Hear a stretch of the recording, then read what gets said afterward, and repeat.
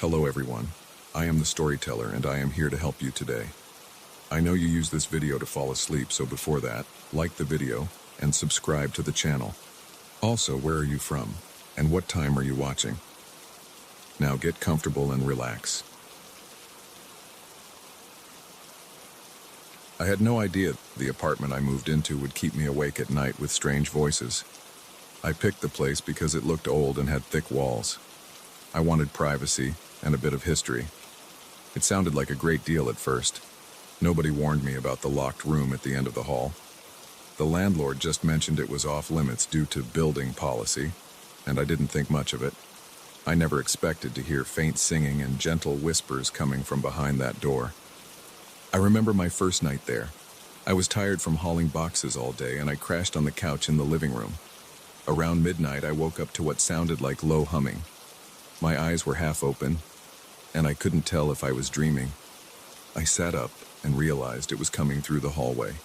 It was soft, almost like a lullaby, but it made the hair on my arms stand on end. I walked to the hallway. The locked room was at the very end. Its door looked old. The paint was peeling and there was a tarnished doorknob. I pressed my ear against it and felt a chill run through my chest. The humming stopped the moment I touched the door. I didn't sleep well that night. I kept staring at the cracks in the ceiling, wondering if I'd actually heard anything. The next morning I tried to shrug it off. I opened some windows, let fresh air in, and focused on unpacking the rest of my stuff. By the time the sun started to set, I found myself glancing at the hallway. I didn't want to make a big deal out of it, but I couldn't ignore how uneasy I felt. My shoulders felt tight, and I noticed my hands shaking a bit when I set down a box. I told myself it was just nerves from the move, but deep down I knew something about that locked room was off. For a few days, nothing happened. I went to work, came home, and watched TV in the evening. The nights were quiet. Then, out of nowhere, I heard the humming again. It was around 2 a.m.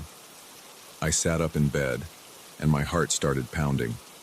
I listened to the sound for a few seconds before I got up.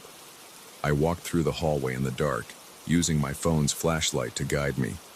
The door at the end looked the same, but the doorknob rattled for a moment. I froze. The humming had changed into quiet whispers, like two people talking. I couldn't make out the words. I took a step back because my knees felt unsteady. My mind started racing with all kinds of thoughts. Intruders, squatters, or something else. I stood there breathing hard, waiting for the sounds to stop. After a minute or so, the whispers faded. I couldn't get back to sleep after that. I turned on every light in the living room and stayed on the couch until morning. My thoughts kept returning to the doorknob that moved on its own. I decided I needed more information. The next day, I asked the landlord about the locked room. He looked uncomfortable and said it was just storage. He claimed there were old items in there that belonged to previous owners, but he insisted it wasn't accessible. He said no one had the key anymore. I didn't push him about it right then, but I didn't believe him either. 2 nights later, it happened again. It was around 1 a.m. that time. I had left a small nightlight on in the hallway to keep my nerves in check. I was in bed staring at the ceiling, half expecting something to happen. Sure enough, I heard a muffled tune, like someone was playing a violin very softly. The sound was warm but eerie in the stillness of the night. I felt my pulse quicken, and my mouth went dry. I got up slowly and walked to the hallway. As I got closer, the music stopped. I stood by that door and felt a cool draft on my face. It didn't make sense because the windows were all closed. I reached for the doorknob, but it wouldn't budge. My hand felt sweaty against the metal. I wanted to open that door so badly, but I was also afraid of what I'd see. I spent the next week trying to ignore everything. I kept telling myself the building was old and old buildings have strange noises, but the sounds weren't random creaks or bumps. They were voices and melodies. I considered finding a locksmith, but I worried about breaking some rule or damaging the apartment. I also felt a weird sense of guilt about trying to break in, even though I was pretty sure the landlord was hiding something. Then one morning, I woke up early and found a small envelope slipped under my door. It didn't have a name on it, and the paper was yellowed. Inside was a single key. It looked old with rust around the edges. I felt my stomach knot up because I had a strong hunch about which lock it would fit. I headed straight to the locked room. I slipped the key into the doorknob and it turned more easily than I expected. The door made a scraping sound as it swung open. Dust motes floated in the light from my phone's flashlight. The room was smaller than I thought. The wallpaper was faded, and there was a faint, musty smell. An old dresser stood against the far wall, and there was a trunk next to it. A single window faced the street outside, but the curtains were drawn shut. I didn't see anything else at first. The place looked empty except for the furniture. The floorboards creaked under my shoes. I felt like I was trespassing, even though it was technically my apartment. My pulse was racing and my breathing was shallow. I aimed my flashlight around, trying to see if there was any sign of hidden speakers or wires. I didn't see anything obvious. I stepped up to the trunk.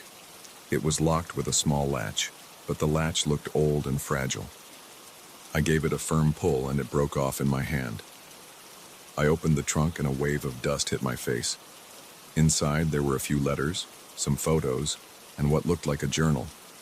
The photos were black and white. Most showed a couple standing in front of this very room. They wore old-fashioned clothes. The man had a serious expression, and the woman had a soft smile. I picked up one of the letters. It was addressed to someone named Claire. It talked about missing her, about waiting for her to come back, and how the writer couldn't stand the silence anymore. It also mentioned a betrayal, but didn't explain the details. The tone was desperate. I set the letter aside and looked at the journal. Its pages were yellow and frayed around the edges. A few pages had water stains. Some entries talked about late-night arguments and long separations. The writer mentioned heartbreak and disappointment. It was clear that whoever wrote these entries felt trapped in a cycle of hope and loss. There was no mention of kids, and there was no mention of anyone dying. It was more about a relationship that fell apart. I sensed intense longing in every page, even though the handwriting was shaky in places. I felt my chest tighten as I realized these were personal confessions. A chill shot through me when I heard the floor creak behind me. I spun around, shining my flashlight, but there was no one there. The air felt cooler. My arms broke out in goosebumps. I heard something like a faint sigh, but it was gone in an instant. I stood still for a moment, listening. There was only silence. I turned back to the trunk and picked up the last photo. It showed the woman sitting by a window in this same room, looking outside. On the back was a date from decades ago and a small inscription. "I'll wait forever." I felt uneasy, so I packed the photos and letters back into the trunk. Except for one letter I decided to read more carefully. I carried that letter to the living room. My hands were trembling. I knew I was dealing with something tied to the history of this apartment, but I didn't understand how it connected to those nightly voices. Once I sat down, I read the letter in full. The writer mentioned hearing Claire's voice at night, feeling her presence and having conversations with her long after she was gone. There were no details about violence or tragedy. It was just pure heartbreak. The letter ended with a plea. "If you can still hear me, meet me again in the room where we promised to stay together." That night, I couldn't sleep. My throat felt dry, and my thoughts kept circling around the idea that maybe these voices I heard belonged to the people in the photos. It seemed impossible, but I couldn't ignore what I was experiencing. Around midnight, I felt an urge to go back to that room. It was a different feeling from before. It wasn't just fear, it was curiosity. I wanted answers. I grabbed a flashlight and headed down the hall. The door was still open. I stepped inside. The air felt heavier than it did earlier. My shoulders tensed up and I felt sweat on my forehead. I stood there, waiting, not sure what I was waiting for. Then I heard it again, a soft melody, like someone humming a tune. It was the same melody I heard before. My heart was pounding, but I stayed where I was. I shone the flashlight around, and I saw something near the dresser. It wasn't clear, more like a faint outline of a figure. I felt my stomach twist and my hands gripped the flashlight until my knuckles hurt. I didn't run. I kept my eyes on that outline.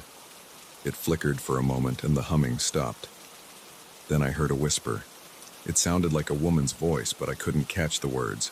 It was more like a gentle sigh. The figure faded and I realized I was holding my breath. I stood there, breathing hard, trying to steady myself. My mind raced. I knew this wasn't some trick of the light. I didn't feel threatened, but I felt overwhelmed. My palms were soaked with sweat and my pulse throbbed in my ears. I turned on the overhead light. It was a weak, yellowish glow, but it helped me see the room more clearly. Nothing looked different, except for a slight shimmer near the window. It was gone almost as soon as I noticed it. I wanted to speak, but I couldn't form the words. My mouth felt stuck. I felt a strange sense of empathy for whatever was in that room. I remembered the letter about longing and heartbreak. Maybe these apparitions were stuck in the same emotional space. Over the next few nights, the activity continued. Sometimes I heard the humming, sometimes the soft whispers. Once, I heard a man's voice, a low murmur that seemed to answer the woman's sighs. The sense of sadness in those sounds was intense. My chest felt tight every time they started. They never harmed me. The door never slammed shut on me, and no objects flew around. It was just these lingering presences. I couldn't understand their words, but I sensed their emotional weight. I began to keep a small notebook where I wrote down the times I heard the voices. I noted any change in the atmosphere or temperature. I tried to see if there was a pattern. It usually happened after midnight and lasted a few minutes. Sometimes it was just the humming, other times the whispers. About once a week, I'd catch a glimpse of a shape in the corner of the room or near the dresser. Each time my body tensed and my heart raced, but I was getting used to it. The fear was still there, but it wasn't terror. It was more like cautious curiosity. One evening, I took the journal and letters from the trunk and read them carefully in my living room. I noticed references to a promise made in that room, something about staying faithful to each other no matter what. It mentioned arguments and letters that never got answered. It also mentioned nights filled with music. There was a violin mentioned, which explained the faint violin melody I thought I heard. The writer said they kept playing the same tune, hoping Claire would return to listen. I decided to try something different. I found an old radio in a thrift store and placed it in the room. I tuned it to a classical station and let it play softly. That night, I stood by the door and waited. I felt my stomach flutter with nerves, but I tried to stay calm. The station played a violin piece that sounded close to the melody I had heard before. As the music drifted through the room, I saw the outline again. This time, there were two. One near the dresser and one by the window. They were both faint, but I could sense their presence. My entire body went cold, and I felt my hands shaking. But they stayed there for a moment, almost like they were listening. Then, they disappeared. The radio continued playing, and I stood there breathing fast, my chest rising and falling with deep gulps of air. I realized that I was witnessing something that felt like a loop in time. They didn't seem to recognize me or show any hostility. They were caught in their own world. That night I didn't sleep. I stayed up thinking about the sadness those spirits carried. My arms still tingled from the encounter. I kept glancing at the hallway, half expecting them to appear in front of me, but the rest of the night was quiet. Over the following days, I made a point to visit the room once each evening. I would open the window to let in fresh air and place some flowers on the old dresser. I didn't say any fancy prayers or try any rituals. I just tried to bring a sense of calm to the space. Sometimes I felt a light touch on my shoulder or a cool breeze passing by, but that was it. The voices continued at night, but they seemed gentler. The melodies were softer. I still felt nervous whenever it happened. My heart would race, and I'd get goosebumps on my arms, but I wasn't terrified the way I used to be. I started to accept that these apparitions were part of the apartment's history. They belonged to some tragic love story that never found closure. I didn't see them as evil or dangerous. They were just stuck. I didn't know if they needed help moving on, and I wasn't even sure how to provide that help. But I decided to coexist with them. I stopped trying to explain it to myself in logical terms because nothing about it felt logical. I just knew it was happening. Now I still hear those voices. I still hear that violin melody a few times a month. The trunk remains where it was. I keep the letters and the journal inside. I haven't tried to return the key or block the door again. I leave it open. Sometimes I hear whispers when I walk by during the day as if something is trying to get my attention. Other days I don't hear anything at all. But every time I pass that room I feel a slight chill and a small pang in my chest. I can't fully explain what's going on, but I know what I've seen and heard. These spirits aren't malevolent. They seem trapped in the echoes of a broken promise. I don't know if they'll ever find peace. I keep going about my life, working my job and coming home to this apartment that I both love and fear. I haven't told many people about it because it's hard to describe without sounding crazy. But in my mind, I'm sure of what's happening. I still get that racing heartbeat when the voices start late at night. My breathing goes shallow and my palms sweat. But I stay in my bed, or I tiptoe to the hallway and listen. The soft melodies and whispers drift through the door. Sometimes I think I catch a name, Claire or maybe something else, but it's so quiet that I can't be sure. I just know it's real, and I know I'll keep listening, because part of me hopes they'll find whatever resolution they need. Until then, I live in this strange historical apartment, with a locked room that no longer stays locked, and I accept that some stories reach beyond what makes sense, even if I can't understand them fully.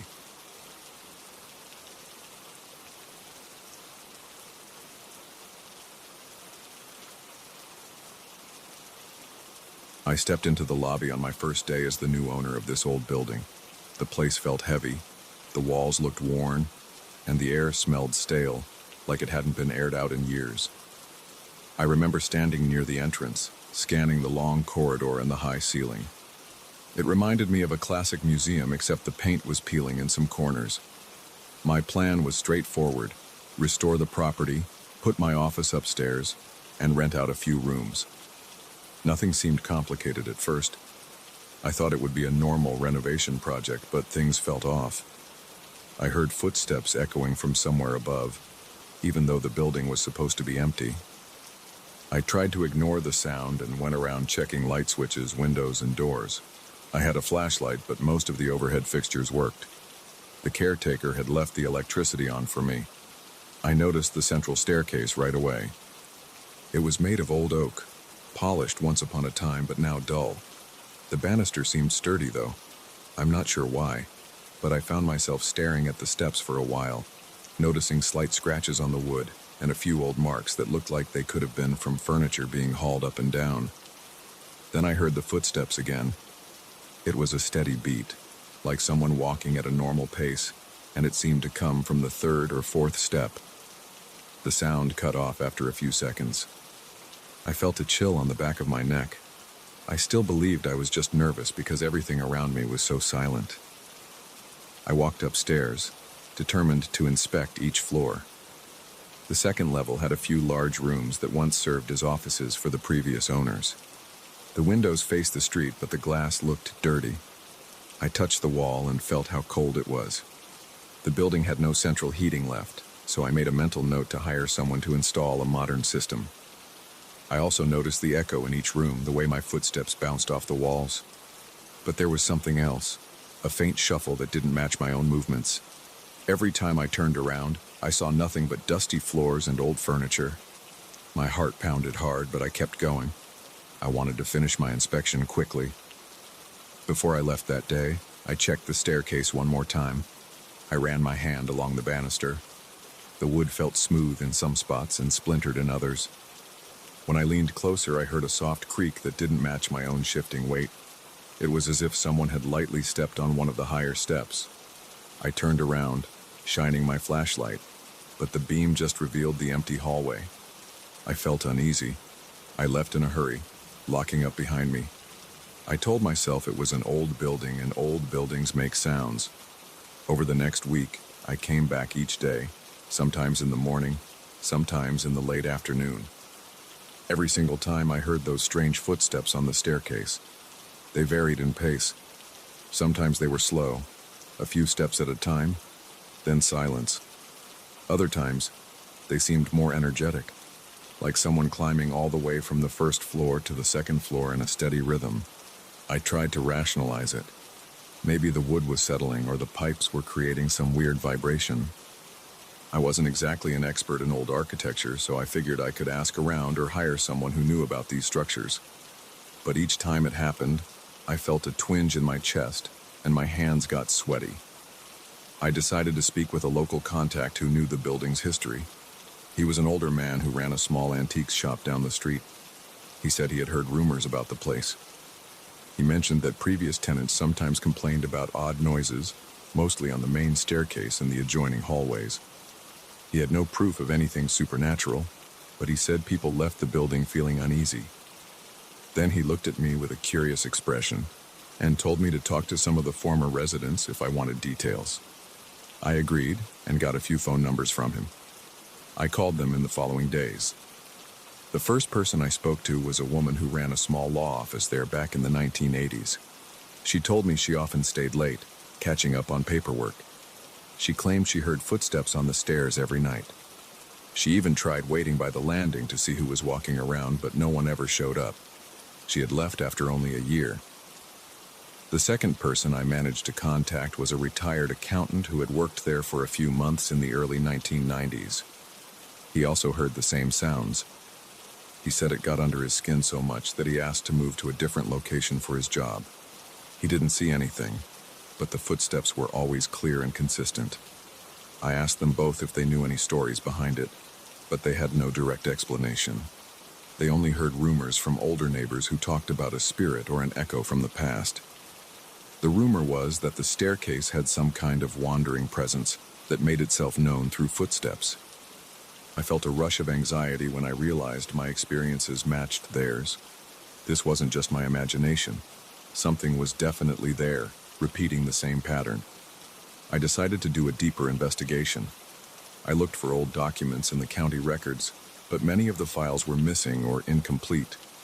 I found references to the building's construction date, which was around 1905, and a few mentions of renovations in the 1950s. I didn't see anything about tragedies or crimes. No mention of accidents either. Still, the stories about the footsteps went back decades. My chest tightened with a strange mix of curiosity and dread. I started spending more time inside the building. I hired some workers to begin the cleaning and patching of the walls.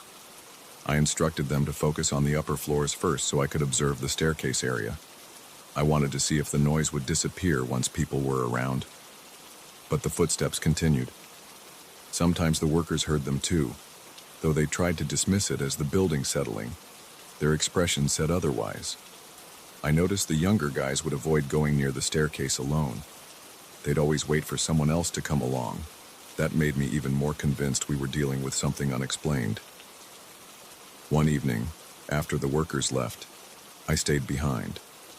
I sat in the ground floor hallway with my notebook.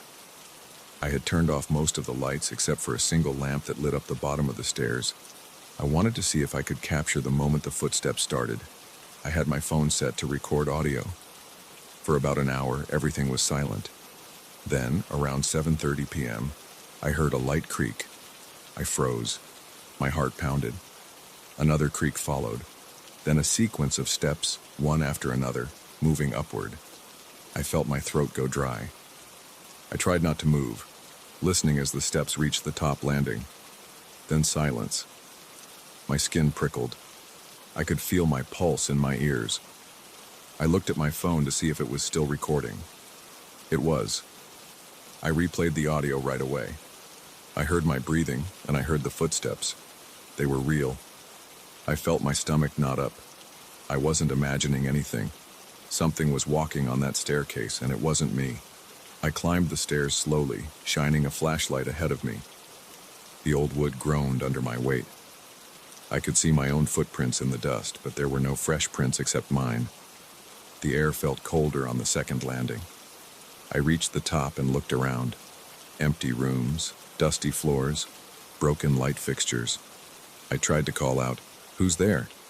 But my voice came out shaky. There was no answer. Over the next few days, I replayed the recording for people I trusted. Some said it was clear evidence of paranormal activity. Others insisted it had to be normal building noise, but the pattern was too distinct to be random. I decided to keep a journal of every incident. I wrote down the time, the day of the week, and how many steps I heard. It turned out that the footsteps were more frequent in the early evening, between 6 p.m. and 8 p.m. Sometimes they happened again around 10 p.m., if I stayed that late. I felt less alone in a strange way, but also more uneasy. As I spent more time in the building, I noticed another detail. Sometimes after the footsteps stopped, I felt a breeze passing by, even though the windows were closed. It brushed against my arms and made the hair on them stand up. It reminded me of someone walking past me in a narrow hallway. But I never saw a figure, just felt that presence. I started sleeping poorly. My mind kept replaying the sounds late into the night. I'd lie in bed thinking about what could be causing them. I wanted an explanation, but none came. I reached out to a local historian who specialized in old properties around town. He came to the building one afternoon to help me search for hidden rooms or secret passages. We knocked on walls and measured rooms, trying to see if there was any structural quirk that caused strange echoes. We checked behind an old panel in the lobby, but we found nothing except dust and a few dead insects. The historian shrugged, saying the building's layout was standard. He suggested it might be a haunting or a phenomenon that certain older places develop over time. He left without giving me any real answers. One night, I decided to sit in one of the empty offices on the second floor, right next to the top of the stairs. I brought a small chair and a desk lamp. I had an old binder full of the building's documents with me. I wanted to feel close to the source of the footsteps. I also wanted to see if I could sense anything else. After a couple of hours, I heard the familiar creaks on the stairs. My hands started shaking. My chest felt tight again. I forced myself to stand up. I walked out into the hallway and reached the railing. The footsteps were louder than ever, moving up one step at a time. I felt my legs tense. My mouth went dry. I watched the stairs, waiting for something to appear. But there was no figure. The steps kept going until they reached the landing in front of me. Then the sound stopped abruptly. I reached out, half expecting to bump into a person, but my hand found only empty air. My heart hammered in my chest, and I broke into a cold sweat. I staggered back a step, feeling a wave of dizziness. I took a few deep breaths. Then I moved forward again and leaned over the banister to look down. The floor below was dark and empty. My head spun with questions. I felt a strange pull, like the staircase was inviting me to walk down it and explore every creak. But I stayed put, leaning against the wall until I calmed down. The next day, I visited a few more longtime residents in the neighborhood. One man told me his uncle worked as a security guard in the building for a short time back in the 1970s.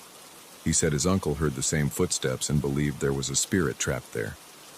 The uncle tried talking to it, saying things like, "I'm here to help," or "You can move on," but nothing changed. Another person mentioned that there might have been an incident involving someone who used to pace those stairs every night, but no one had any solid details. It felt like every lead was just another rumor. I kept coming back, determined to finish my renovations. Over time, I got used to the footsteps in a strange way. They still scared me when they caught me off guard, but I learned to accept them as part of the environment. My team managed to restore some of the walls and floors on the second level. We set up a temporary office space for me, complete with a desk and a few chairs.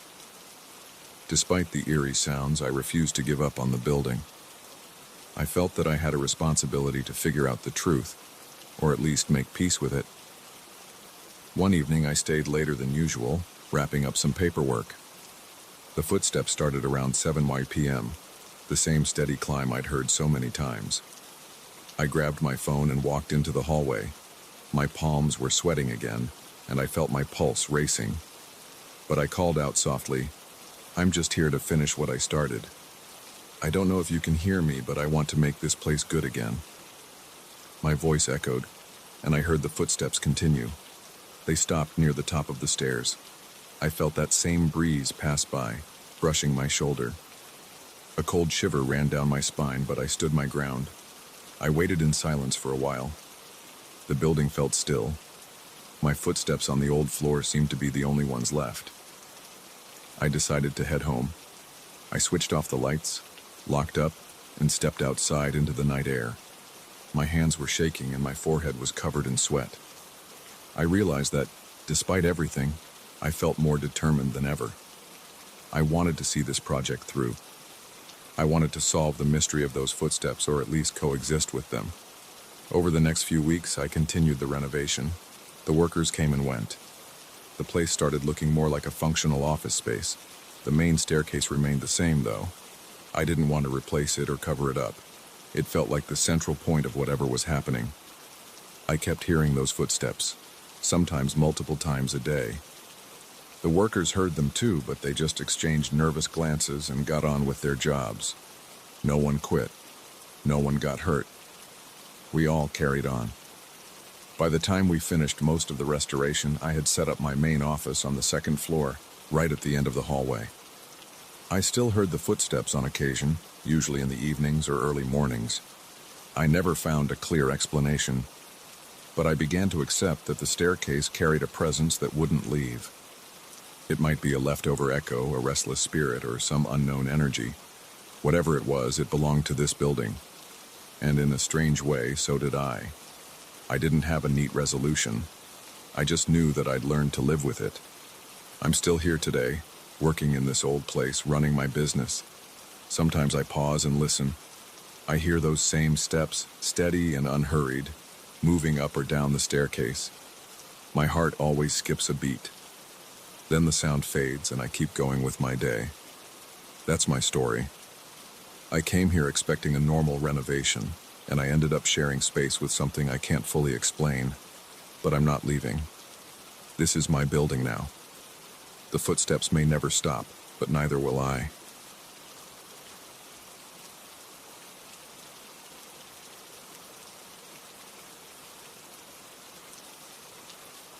I remember the exact moment I stepped into that mansion. The front door felt heavier than any door I'd ever opened.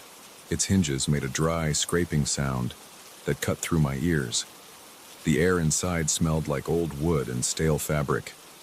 My shoes clicked against the marble floor in the foyer, and each click seemed too loud. I felt a draft behind me, so I turned around fast. Nothing moved. No wind came from outside because the air outside was still. Something about that place seemed off right from the start, and I knew I wouldn't sleep easy that night. I got this mansion through family arrangements. Nobody else wanted it. The property had a reputation for being unwelcoming and strange. I'd never visited it before, so I didn't know what to expect. I stood in the foyer with my luggage in one hand and my keys in the other. The silence around me kept me on edge. I heard a slow drip somewhere in the back rooms, maybe a leaky faucet, but I couldn't place it exactly. I took a few more steps and tried to switch on the hall light. The bulb flickered once and died. I left my bags by the stairs and used my phone's flashlight to guide me. The entrance hall had a broad staircase going up to the next floor. The banister looked carved by hand. It was old, with small cracks along the railing. On my left, I saw a large portrait. The people in it wore formal clothes from a long time ago. I recognized a few faces from old photographs I'd seen in family albums. Their expressions in the painting felt cold. I tried to ignore that detail, but it stuck in my mind.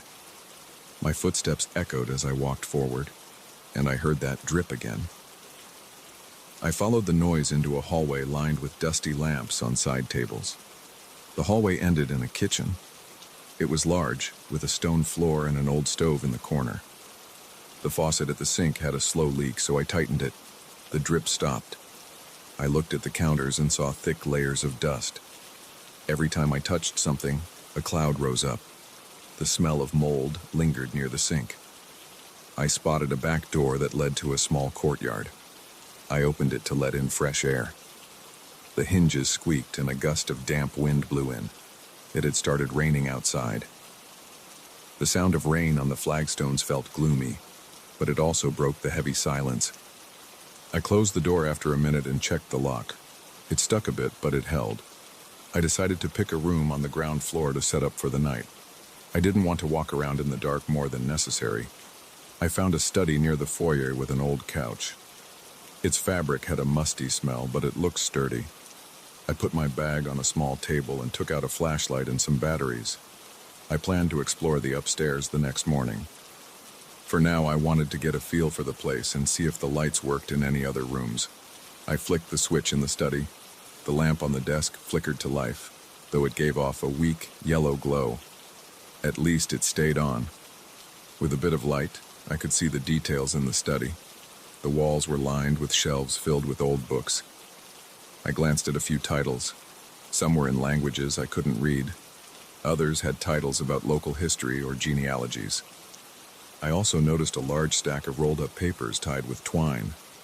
I felt tempted to open them, but I wanted to check the rest of the house first. I didn't feel comfortable spending too much time in one spot yet. I heard a faint sound from the corridor. It sounded like soft shuffling steps on the marble floor. I froze. I held my breath and listened.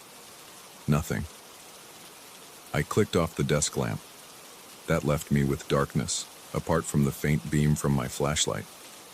I stood still, shining the flashlight at the study doorway. The corridor was empty. The house settled with small creaks, and the rain outside got heavier. It wasn't a footstep. I told myself it was probably just the building's old structure reacting to the storm. I decided to do a quick walk around the ground floor. I found a dining room with a long table and chairs covered with sheets. A thick layer of dust made everything look gray. I tested the light switch there, but it didn't work. The windows rattled in their frames each time the wind kicked up. In one corner, I saw a big mirror leaning against the wall. It was covered by a white sheet. I pulled the sheet off to check it, hoping maybe it was in decent condition. When I did, I thought I saw movement in it, like a flicker of light behind me. I turned around, but I saw nothing except an empty, dark room. My heart thumped hard in my chest. I dropped the sheet and covered the mirror again. I left the dining room and found a small bathroom. The door squeaked as I entered. The sink had rust stains, and the toilet looked old but functional. I tried the faucet, and the water ran brown for a moment before clearing. It smelled metallic, but it worked. I made a mental note to get the plumbing checked soon. The entire house felt damp and cold. My jacket did little to keep me warm, and the chill seemed to seep into my arms. By now it was late. I returned to the study, switched on the lamp again, and tried to settle on the couch. I couldn't relax. My eyes kept drifting to the doorway.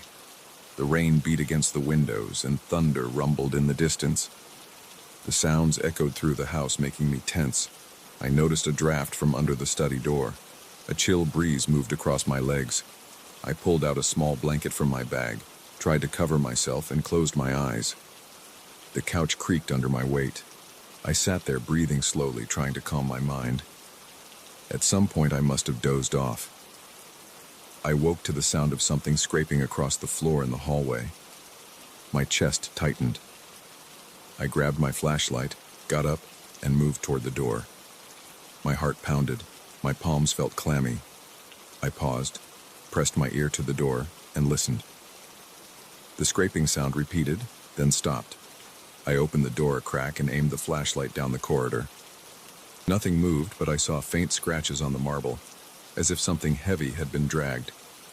I didn't see any objects out of place, though. I stepped out carefully, shining my light along the floor, looking for anything unusual. The corridor was empty. The dining room door was half open, which I remembered leaving almost closed. I walked over and peeked in. The sheets were still on the chairs and table. The mirror was still covered, although the sheet looked a bit skewed. I checked the rest of the ground floor. I saw no sign of a break-in, no footprints, no objects on the floor. I felt uneasy, but I told myself it could have been the wind blowing a loose board. Maybe the old mansion had all sorts of structural problems that made strange noises. I didn't get much sleep that night. By dawn, the storm had passed, and faint light came through the windows. I felt a bit braver in the daylight, so I decided to explore the second floor. The steps creaked under my weight. The wood sounded hollow, and I paused at each step, half expecting it to break.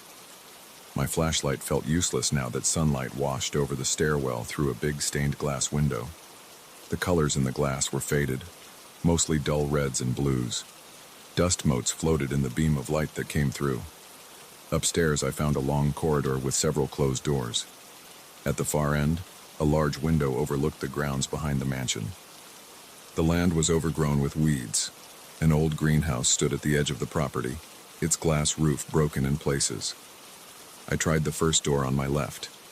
It led to a bedroom with a tall wardrobe and a 4-poster bed.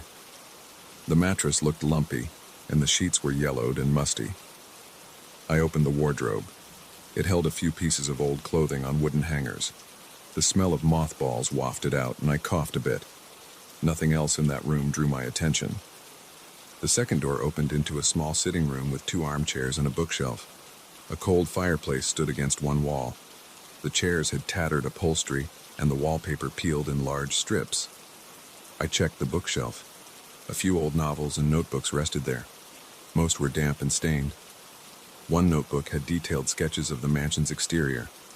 The handwriting inside it seemed rushed, with notes about secret passages and hidden compartments. My pulse quickened when I read that. I flipped through, scanning phrases like ritual objects and spirits bound to reflections. I shut the notebook because it made me uneasy. I stuffed it in my jacket to read later. I checked another door. It was locked. The lock looked old, and I suspected I could force it open, but I wasn't ready to damage anything yet. I checked the keys I had, but none fit. I made a note to come back to this door once I had more information. The corridor felt quiet, except for the floorboards under my feet. I was glad there wasn't more thunder or howling wind. Daylight offered some reassurance, but my nerves were still on edge. I eventually found a library on the second floor. It was a large room with tall shelves on every wall. A wide window at the back let in a dim light that made the dust particles visible in the air. The smell of old paper was strong. I walked through the rows of shelves, trailing my hand along the spines of books. Many were faded and brittle. I saw titles about local folklore, some about pagan rituals, others about astronomy. One shelf caught my eye because the books there had black covers without titles. I pulled one out and opened it. It contained handwritten notes about something described as the Watchers in the Corners. The language was direct, mentioning how these watchers could appear in glass surfaces and linger in the dark. It talked about a tradition passed down through generations. My stomach tightened as I read lines about keeping the watchers satisfied with certain ceremonies. I felt a chill on the back of my neck. I checked over my shoulder. Nothing but quiet shelves behind me. I closed the book and put it back. My heartbeat thumped hard. A faint tapping sound came from the window. I turned and saw a branch from a nearby tree tapping against the glass in the breeze. That small noise made me realize how jumpy I'd become. I didn't like that. I wanted to keep my composure. I left the library and made my way back downstairs, intending to get some fresh air. Outside, the sky was still cloudy and puddles dotted the driveway. The mansion's facade looked worn, and the windows seemed dark. I walked around the side and spotted that greenhouse again. The door was blocked by weeds, but I pushed them aside and forced the door open. Inside, broken glass crunched under my shoes. The greenhouse was overrun with vines and dead leaves. Old shelves and tables lay scattered. In a corner, I saw a small wooden chest, half rotted. It was unlocked. I lifted the lid and found a few jars and a small box with strange carvings. I opened the box.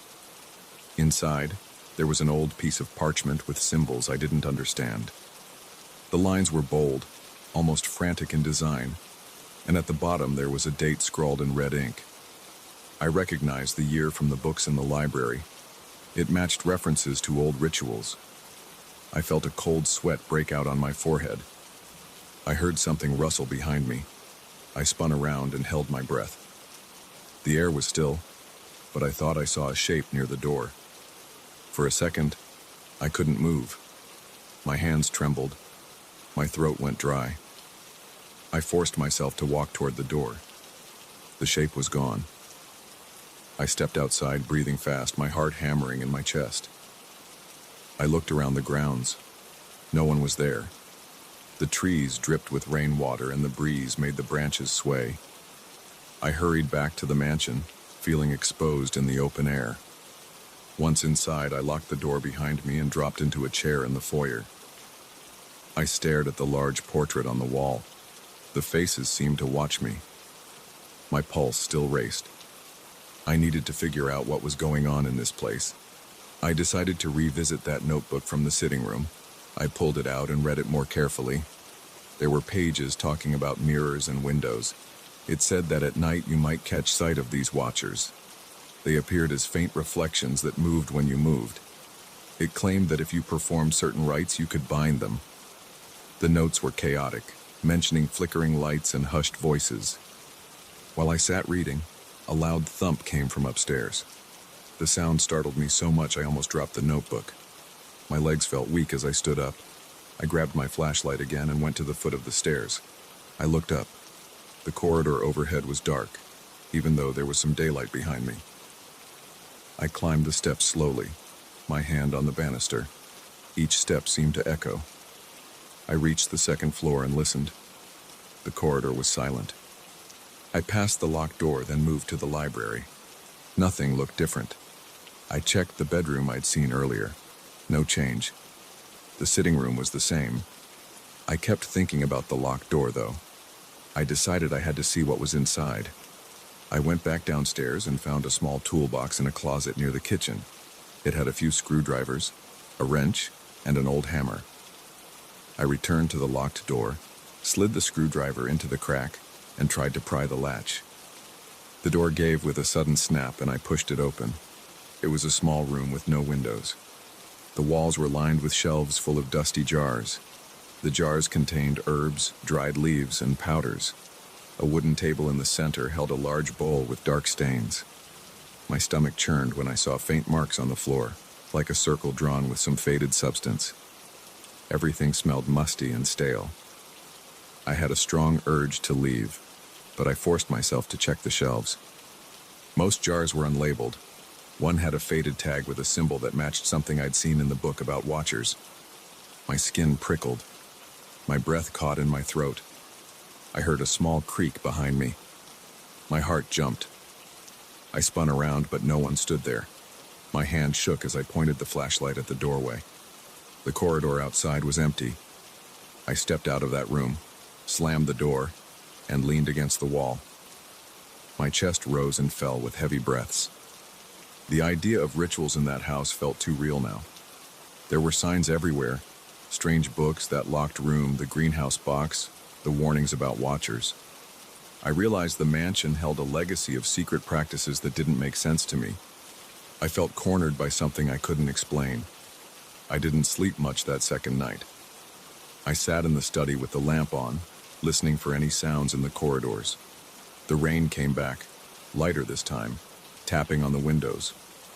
I kept imagining I saw shapes in the corners of the room, but when I aimed my flashlight, I saw nothing. Each time I stood up, I felt a cold draft near my ankles.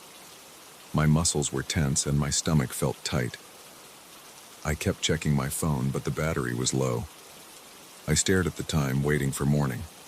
When morning came, I packed a small bag of essentials. I walked around the house once more, making sure all the doors were secured.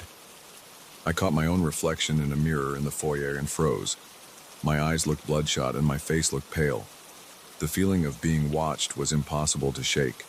I felt the presence in every reflection, every shadow, but I wasn't ready to walk away. I had to understand what lay behind these old family secrets. I decided to stay, at least for a while, to see if I could gather more information. I knew I was risking my peace of mind, but I couldn't leave without answers. The notebooks in the locked room pointed to a history that went beyond normal logic. Every night I heard quiet scraping sounds and faint footsteps. I saw shadows shifting across the walls. Sometimes I felt a cold touch on my shoulder or at the back of my neck, but when I turned around there was only empty space. My heart pounded each time. That's where I stand now. I'm in this mansion, surrounded by old books, locked doors, and strange objects that don't make sense. I spend my days searching for clues about these watchers and the rituals my ancestors might have practiced. I spend my nights feeling the weight of the house pressing down on me. The floors creak, the walls groan, and I sense movement just out of sight. I haven't seen anything solid, but I hear murmurs in empty rooms and I see flickers in mirrors. I can't tell what's real anymore, but I keep going. Something in this place demands my attention. I feel it every time I open a door or shine my flashlight into a dusty corner. I'm determined to push forward. I'll keep exploring the corridors and locked rooms until I have a clear picture of what my family left here. I don't know where it will lead me, but I'm certain I can't run from it. I feel like the mansion won't let me. Maybe it's all in my head. Maybe there's a logical explanation. But for now, I'm stuck with these whispers in the dark and the eerie reflections that watch me when I least expect it. That's my reality in this old house, and I'm not leaving until I figure out why.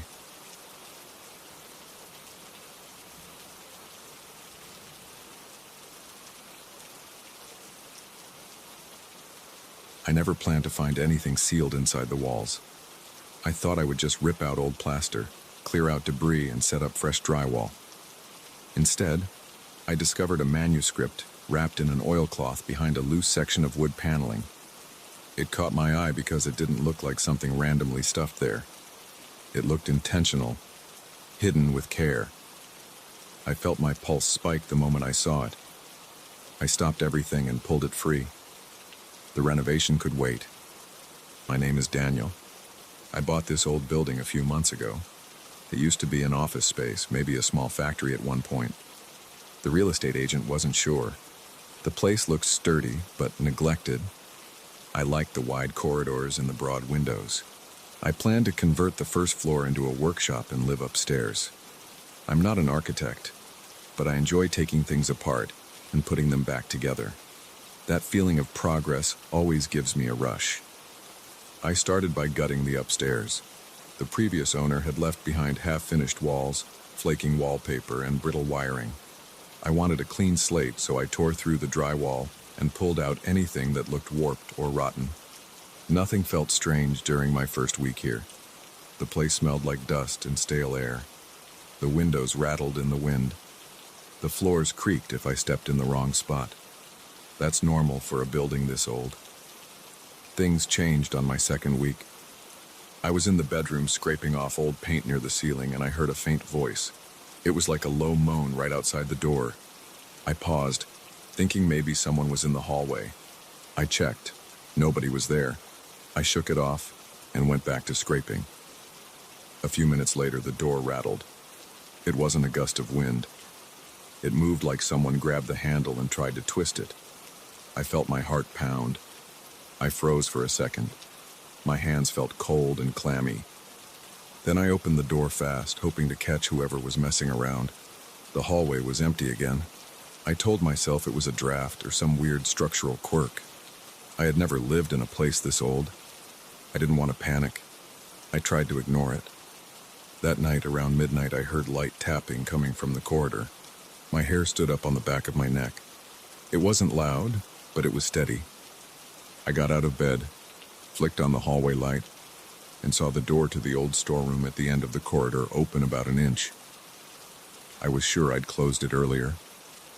I stared at that small gap and felt a tightness in my chest. I walked toward it, slow and careful. My footsteps made the floor creak. The tapping sound stopped. I pushed the door open, flicked on the light, and found nothing. The storeroom was dusty and empty, except for some cardboard boxes. I looked behind them and checked the window. Nothing unusual. I shut the door hard and went back to bed. I barely slept. These events didn't stop the next day. I was determined to finish the demolition work, so I focused on tearing out more old drywall in the hallway. That's when I found the manuscript. There was a section of the wall that looked patched. The wood felt loose. I pried off a plank and saw a sealed gap behind it. Inside that gap, I saw the cloth-wrapped bundle. I felt an urge to open it right away, but I also had a surge of nervous energy. My palms were sweating, and my mouth felt dry. Part of me didn't want to read something that might be connected to the noises I kept hearing, but I unwrapped it anyway. The manuscript looked handwritten. The paper was yellowed and some pages felt brittle. I saw paragraphs of neat cursive writing, along with strange symbols drawn in the margins. They looked like circles and triangles intertwined, but I'm not certain. I flipped through it and spotted sketches of shadowy figures. Some pages showed a tall shape near a window. Others showed a silhouette in a hallway. The writing described events in detail. The words were in old-fashioned English, but I could read most of it. One section said something like, "I saw it again near the storeroom at midnight. It rattled the door." Another passage said, "The tapping at night gets louder when I ignore it." My blood turned cold. I felt a buzz in my ears. This manuscript was describing exactly what I had experienced: the rattling door, the tapping, the hallway sightings. I didn't tell anyone about it. I don't have many close friends around here anyway. I set the manuscript on a small table in my living room. I tried to keep working, but my mind wouldn't settle. I heard every creak, every shift in the old building. I jumped whenever I heard a slight rustle. By evening, I decided to read more of the manuscript. I kept a flashlight next to me because the overhead light is still faulty. The text wasn't long, maybe 40 or 50 pages, but the entries spanned months, maybe years. The writer talked about seeing translucent figures in the corridors, hearing whispers in empty rooms, feeling cold spots in corners. One entry mentioned footsteps in the attic. Another referred to flickering lights at odd hours. The writer never mentioned a name, so I don't know who lived here before. I only know that they seemed desperate to document every incident. That night, I heard the same tapping as before. It was close to my bedroom door. I gripped my phone, thinking I might record it or call someone. Then the tapping stopped and turned into scratching sounds. I felt goosebumps all over my arms. My breathing grew shallow. I stood up, grabbed a flashlight, and walked slowly to the door. When I opened it, the hallway was dark. I clicked on the flashlight and shone it around. Nothing. I stepped into the hallway. The storeroom door was closed this time.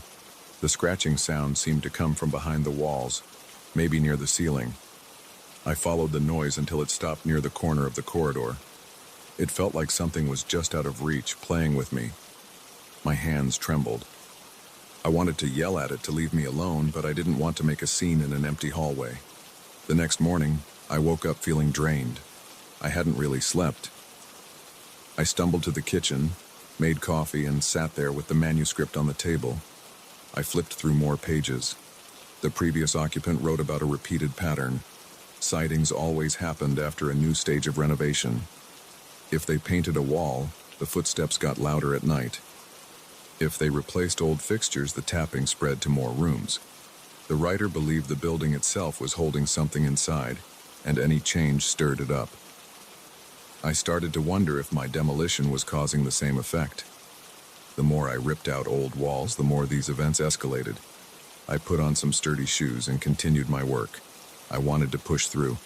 I tried to shut down any fear and focus on practical tasks. I took out more rotted wood from the hallway. I carried it downstairs. I hammered nails into new beams. Each bang echoed through the building. My arms felt tense. My head was pounding. I kept expecting to hear the tapping again. I kept looking over my shoulder. By late afternoon, I was sweating and felt shaky. I decided to take a break, so I went outside for some fresh air. The sunlight felt good on my face. The building behind me loomed taller than usual. I noticed some windows on the top floor looked dark, even though there should have been light from the open walls. I tried not to think about it too hard. When I went back inside, the living room smelled musty, like damp paper. The manuscript was right where I left it, but it felt like the energy in the space had shifted. I heard a noise in the corner near a pile of wood scraps. It sounded like a soft shuffle. I stared at that corner. I saw the wood scraps, a stack of old newspapers, and an empty toolbox. There was no sign of movement. I took a deep breath and sat on the couch, flipping to another part of the manuscript. One passage detailed a drawing. The writer tried to copy some symbols found in the basement. They mentioned an old hatch behind the furnace. I hadn't even looked behind my furnace. I decided I needed to check. The basement is dark and smells like wet concrete. I brought 2 flashlights and a small lantern. The furnace is at the back near a low wall. I moved some boxes and found a hatch built into the cinder blocks. It looked sealed with old bolts. The metal hinges were rusted. I tried to pull it open, but it wouldn't budge. I reached for a crowbar. My heart was pounding. I kept glancing around the basement, feeling like something might appear behind me. The air was cold. My breath felt shallow. After a few solid prees, the hatch popped open, revealing a small compartment. Inside, I saw an arrangement of stones in a circle. I also saw a tattered piece of cloth with strange markings. I didn't recognize the symbols. It reminded me of the drawings in the manuscript. I felt a chill creep up my arms. My flashlight flickered. I heard a small thud in the corner. I turned around fast, shining the beam over the stacks of stored wood. Nothing, but I felt watched. My skin tingled. I grabbed the cloth and one of the stones. They felt cold to the touch, almost icy. I shoved them into a plastic bag and hurried upstairs. I locked the basement door behind me, even though the lock was flimsy. I didn't care. I wanted a barrier between me and whatever might be down there. Back in the living room, I laid everything out on the table. I studied the cloth. The pattern looked like 2 circles connected by lines. It matched some of the sketches in the manuscript's margins. My heartbeat was rapid and my hands were shaky. I thought about calling someone, but I didn't know who. The police wouldn't do anything about weird noises or a hidden hatch. I checked the manuscript again and found a note about that basement hatch. Sealed it to contain the presence. Disturbing it invites more activity. My chest tightened. I had pried it open. That might explain the new level of tension I felt in the house. The next few days were a blur of noises, flickering lights, and strange sensations. I couldn't concentrate on my renovation work. I heard footsteps in the hallway at random times. Doors creaked open on their own. Electrical circuits kept shorting out. My phone battery drained faster than usual. I felt jumpy and exhausted. At night, I sat in bed with the manuscript on my lap, reading the same pages repeatedly, trying to piece together a pattern. One paragraph described a figure in the upstairs hallway, tall and thin, almost transparent. The writer mentioned feeling a sudden drop in temperature whenever it appeared. I had felt that same chill in the basement.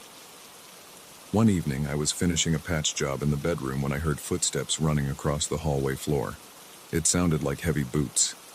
I rushed out with a flashlight, but all I saw was the corridor stretching into darkness. My breathing turned rapid. My throat felt tight. I called out, "Who's there?" I got no answer. I checked every room. They were all empty. When I returned to the bedroom, my tools were scattered on the ground. I had left them on a small table. I hadn't heard them fall. I just saw them lying there. A hammer, a wrench, a measuring tape, all spread around as if someone swept them off the edge. My pulse raced. I grabbed the tools and put them in my tool bag. Then I left the room, shut the door, and made sure it was locked. I started wondering if staying here was a mistake. The tension was unbearable. My body ached from stress. My eyes felt gritty from lack of sleep. But the building belonged to me now, and I had already invested a lot in it. I kept telling myself it was just a rough patch. Maybe I was scaring myself. But the manuscript's details matched everything too well. That was more than coincidence. On my last night of serious renovation, I tried one more time to seal up the basement hatch. I carried fresh bolts and a new padlock. I set up a bright work light in the basement. The air felt damp. My ears picked up faint scraping sounds in the walls. I forced myself to focus on the hatch. I lined up the bolts and hammered them in. The metal screeched as I drove each bolt into the old cinder block. My hands shook with each strike. My mind kept going back to the manuscript's warning about disturbing that compartment. When I finished, I secured the padlock on a small hasp I installed. I tested it. It held firm. I turned off the work light, shined my flashlight around the basement, and moved slowly toward the stairs. The scraping sounds grew louder. I didn't stop to investigate. I went upstairs and locked the basement door again. That night was rough. The building groaned. Doors rattled. I felt a steady draft blowing under my bedroom door, but no windows were open. My breath was shallow and rapid. My arms felt tense. My stomach knotted. Around 3 a.m., the tapping returned, right outside my door. It was slow at first, then rapid. I whispered to myself, "This is not real." But I heard it continue for several minutes. Suddenly it stopped. The floor outside creaked. Then everything went silent. I didn't sleep. The next morning I found a new entry written on a loose sheet of paper from the manuscript. I swear I didn't write it. It said, "We are still here." The ink looked fresh. I touched the letters and felt a slight tackiness, like it wasn't fully dry. I stood there with my heart pounding. That was the final straw for me. I gathered the manuscript, the loose pages, the bag with the cloth and stone, and I shoved them all into a cardboard box.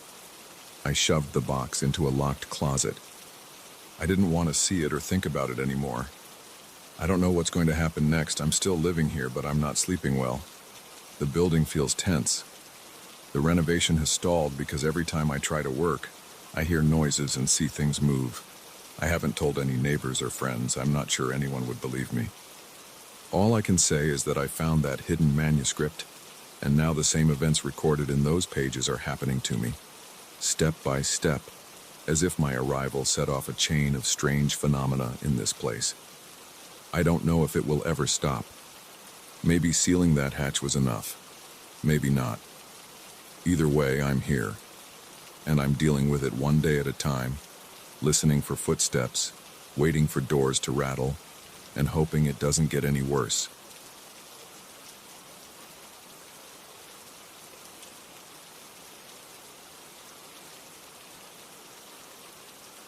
I first noticed the flickering lights around 2 in the morning. I was alone in my studio, hunched over a table covered with sketches and half-finished notes. The place felt warm at first, and I could hear the steady hum of the lamp overhead. Then the light started to flicker and everything felt strange in an instant. My stomach tensed and I looked up, expecting maybe a power surge or a loose bulb. But the bulb was tight in its socket. The lamp kept flickering anyway, and the shadows on the walls danced in ways that didn't match my own movements. I tried to ignore it at first, but it continued. The walls around me were old and gray, and the plaster had cracks that I'd never really noticed. As the lamp flickered, it made those cracks appear deeper, like dark lines that twitched and stretched. My heart began to thump a bit harder, and I got up to check the circuit breaker in the corner of the room.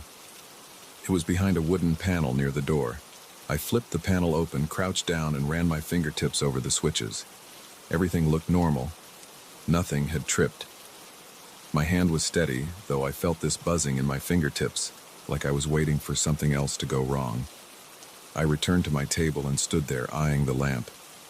It would flicker for a moment, then stabilize, then flicker again in a quick burst. The shifting light made the shadows along the walls move like they had their own pulse. It wasn't dramatic. It was subtle but noticeable. Something in my mind kept telling me that I was just tired and seeing things in a weird way, but I couldn't shake the feeling that the shadows didn't match my own shape or the shape of anything else in the room. They weren't random either. They were kind of sweeping and bending. I exhaled hard and tried to steady myself. I stretched my arms, grabbed a bottle of water from the floor, and took a long swig. The cold water helped a bit, but I still felt uneasy.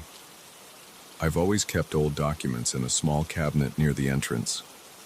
Some of them were left behind by previous tenants, folks who used this space for different purposes. I remembered glancing at them months ago out of curiosity. I decided to flip through them again, thinking maybe there was a note about the wiring in the building or something about how these lights behaved. It was an old building after all, and not everything worked perfectly. I moved a stack of dusty boxes out of the way and pulled open the cabinet drawer. Inside there were old letters, receipts, and a few notebooks. I sifted through them, my heart still beating a bit faster than usual. The lamp behind me flickered on and off in short bursts now, and I could see my own shadow cast on the floor. It looked normal, but in my peripheral vision, I noticed another shadow, like a faint outline near the wall to my left. I paused and turned my head. The shape vanished as soon as I looked at it directly. It left me with a chill creeping up my arms. I opened one of the notebooks. Its cover was soft and worn, and the pages inside were yellowed. The handwriting was small and cramped, and I recognized some references to the building's address.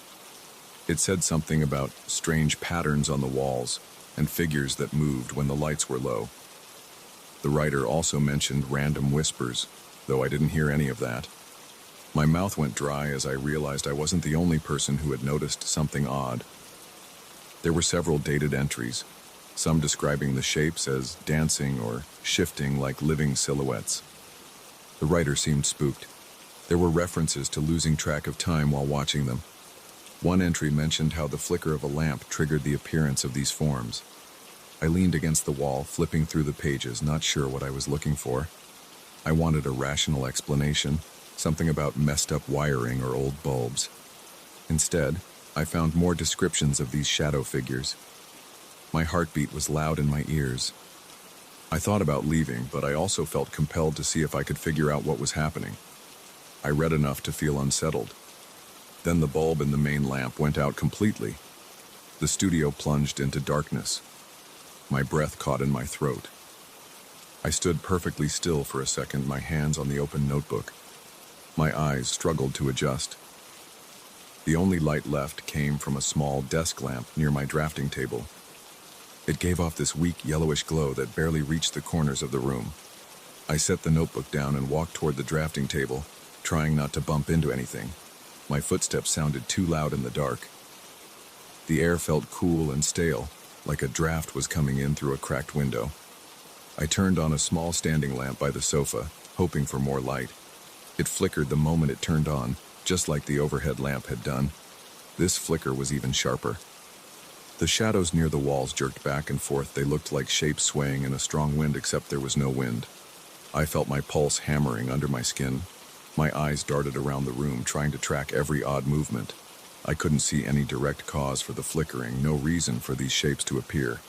I told myself that maybe the connection was faulty, that a wire inside the lamp was loose. But that explanation didn't calm my nerves. I walked over to the floor lamp, gripped the metal rod, and checked the bulb. It felt secure. The lamp kept flickering.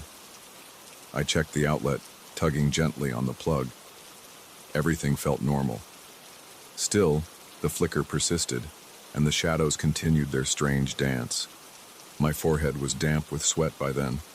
I wiped it on my sleeve and felt this constant tension in my shoulders. I kept glancing over my shoulder, expecting something to leap at me or make a noise. But there was only silence. I couldn't stand the silence any longer, so I tried to speak to myself out loud. I said something like, "It's just the light. There's nothing here." My voice sounded shaky. The flickering didn't stop. On the wall closest to the front door, I saw a shape stretch out toward the ceiling. It looked narrow and tall, like a person standing on their toes. But the shape was vague, not detailed. I stepped toward it, letting out a shaky exhale. When I moved, it seemed to move too, but not in sync with me. It jerked to the side while I took a step forward. That made my heart pound harder.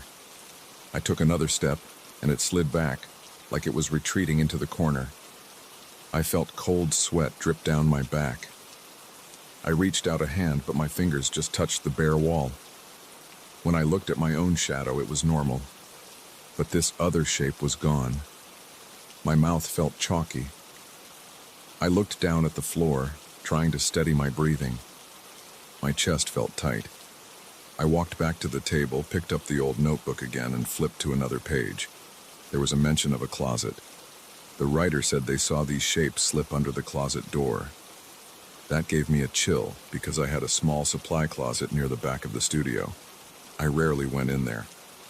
I only kept a few tools and cleaning supplies inside, but I couldn't resist checking it now. I walked across the studio. The floorboards squeaked under my feet. The flickering light from the standing lamp created an uneven path of illumination. My footsteps felt heavier with every squeak. I reached the closet door and pulled it open. The small overhead light inside was dead, so I used my phone's flashlight. The beam revealed shelves of paint cans, spare cables, a couple of brooms, and a stack of old newspapers. No movement, no strange shapes. It smelled like dust and mild mildew. I felt a tiny measure of relief, but the flickering from the other lamp made me nervous. I half expected something to come crawling out from behind the shelves. Nothing did. I stayed there for a moment, breathing in and out, counting my breaths in my head. Then I closed the closet door and turned back to the main area. The flicker had slowed down. It now pulsed in a slower rhythm, which somehow made it more unsettling. The shadows swayed less dramatically, but they still looked wrong. My mind raced with possibilities. I couldn't decide if I was losing it or if there was an actual phenomenon happening. The old tenant's notes were too detailed to be random. The shapes they described sounded a lot like what I was seeing. I walked back to the wooden cabinet, pulled out another notebook and opened it to a random page. It had a date from about 20 years ago. The text said something about nights when the electricity acted up. The writer believed that whenever the lights flickered, these shapes appeared. They mentioned hearing faint scraping sounds on the walls. I listened carefully, but I only heard my own breathing. I continued reading. They mentioned leaving the building for a few days, then coming back to the same flickering. They never figured out the cause. I put the notebook down and rubbed my eyes. They burned from strain and from the tension that wouldn't leave. I decided I needed a break from focusing on the walls and the flicker. I paced around the room, tried to calm my nerves, and checked the time on my phone. It was a little after 3 in the morning. I thought about heading home, but I also didn't want to leave my work half finished. I felt this pull to stay and see if the lights would stop on their own. After a few minutes, I got up the courage to go to the breaker box one more time. I reached the corner, opened the panel and flipped each switch off, then back on one by one. The entire studio went dark, then lit up again. When the lights came back, they stayed steady for about 10 seconds. I felt my shoulders relax. Then the standing lamp began to flicker again. It was slow at first, then sped up. My heart sank. The overhead lamp joined in, blinking in a sequence that didn't feel random. The walls came alive with dancing shadows. I stood in place watching them shift. My legs felt shaky, and my palms were slick with sweat. I clenched my fists and kept my eyes locked on the largest shadow near the far wall. It seemed to pulse and grow taller, then shrink back down. I exhaled in short bursts, trying not to panic. I decided I wasn't going to get any more work done that night. I started throwing my notes and sketches into a folder, stuffing everything into my bag. Each time I glanced at the walls, I saw some new pattern shifting around. My stomach knotted up. I had this urge to run, but I tried to keep my movements calm and deliberate. I didn't want to feed my own anxiety by sprinting out the door like something was chasing me. Once I had all my stuff together, I moved to the front of the studio. I caught a final glimpse of the biggest shadow. It was near the corner, opposite the closet. It looked thinner now, but it had this slight ripple at its edges like it was trembling. I swallowed, reached for the door handle, and paused. Part of me wanted to wait and see if it would move again, but I just felt exhausted. My hands were shaking, and I was out of breath. I couldn't handle more of this. I pushed the door open, stepped into the hallway, and flicked off the studio lights from the switch inside the door. The dancing shadows vanished in an instant. I stood in the hallway, breathing heavily, listening to the faint echo of my own pulse in my ears. The hallway lights were steady and bright. That alone felt comforting. I locked the studio door, then pressed my back against it for a moment. My mind replayed what I had seen: the flickering bulbs, the shifting shadows, and the old notes describing similar experiences. It wasn't just a random glitch. Something about this place seemed off. I could feel my nerves buzzing. I left the building, stepping into the cool night air. The streetlights outside were calm and steady. That calmness made me feel slightly better, but I couldn't shake the feeling that I had left something unresolved behind me. I walked to my car, trying to loosen my tense muscles by rolling my shoulders. I tossed my bag into the passenger seat and slid behind the wheel. My hands trembled as I gripped the steering wheel. I started the engine and noticed that my face looked pale in the rearview mirror. I took a few deep breaths, reminding myself I was in control of my own actions. My heart rate slowed down, but I still felt this strange sensation in my chest, like I was leaving something in that studio that I should confront. Yet I couldn't bring myself to go back that night. I drove home in silence. No radio, no music. I checked my mirrors every now and then, half expecting to see some flicker behind me. But everything was normal on the dark streets. Streetlights passed by in a quiet procession, each one steady, no weird blinking. When I got home, I locked my door, dropped my bag on the floor, and sat in the dark for a moment. The memory of those shadows felt fresh. My forehead was clammy, and I rubbed it with the back of my hand. My body felt drained, like I had run a marathon. I knew I couldn't just dismiss what I saw. It wasn't one quick flicker, it was a persistent pattern. It matched the notes from old tenants. I felt both curious and uneasy. I wanted to understand how it all fit together. I also wanted to pretend none of it happened, but I knew I would go back. It's my studio, and I can't abandon my work. I would have to face those lights and shadows again. I told myself that maybe, in the daylight, everything would look different. For now, I just needed to catch my breath and try to rest. I washed my face in the bathroom sink, staring at my reflection in the mirror. My eyes looked tired, my shoulders ached. My mind kept flashing back to those dancing shapes. I shook my head, patted my face dry, and walked to my bedroom. I collapsed on the bed without bothering to change. My mind was still racing, but my body felt heavy and worn out. I shut my eyes, thinking about the flicker of the lamp and those swirling shadows. The building felt so still in my memory, like it was waiting for my return. I lay there, breathing and trying to push those thoughts away. Eventually, my exhaustion took over, and I drifted off into a restless sleep, already wondering what I would see the next time I set foot in that studio.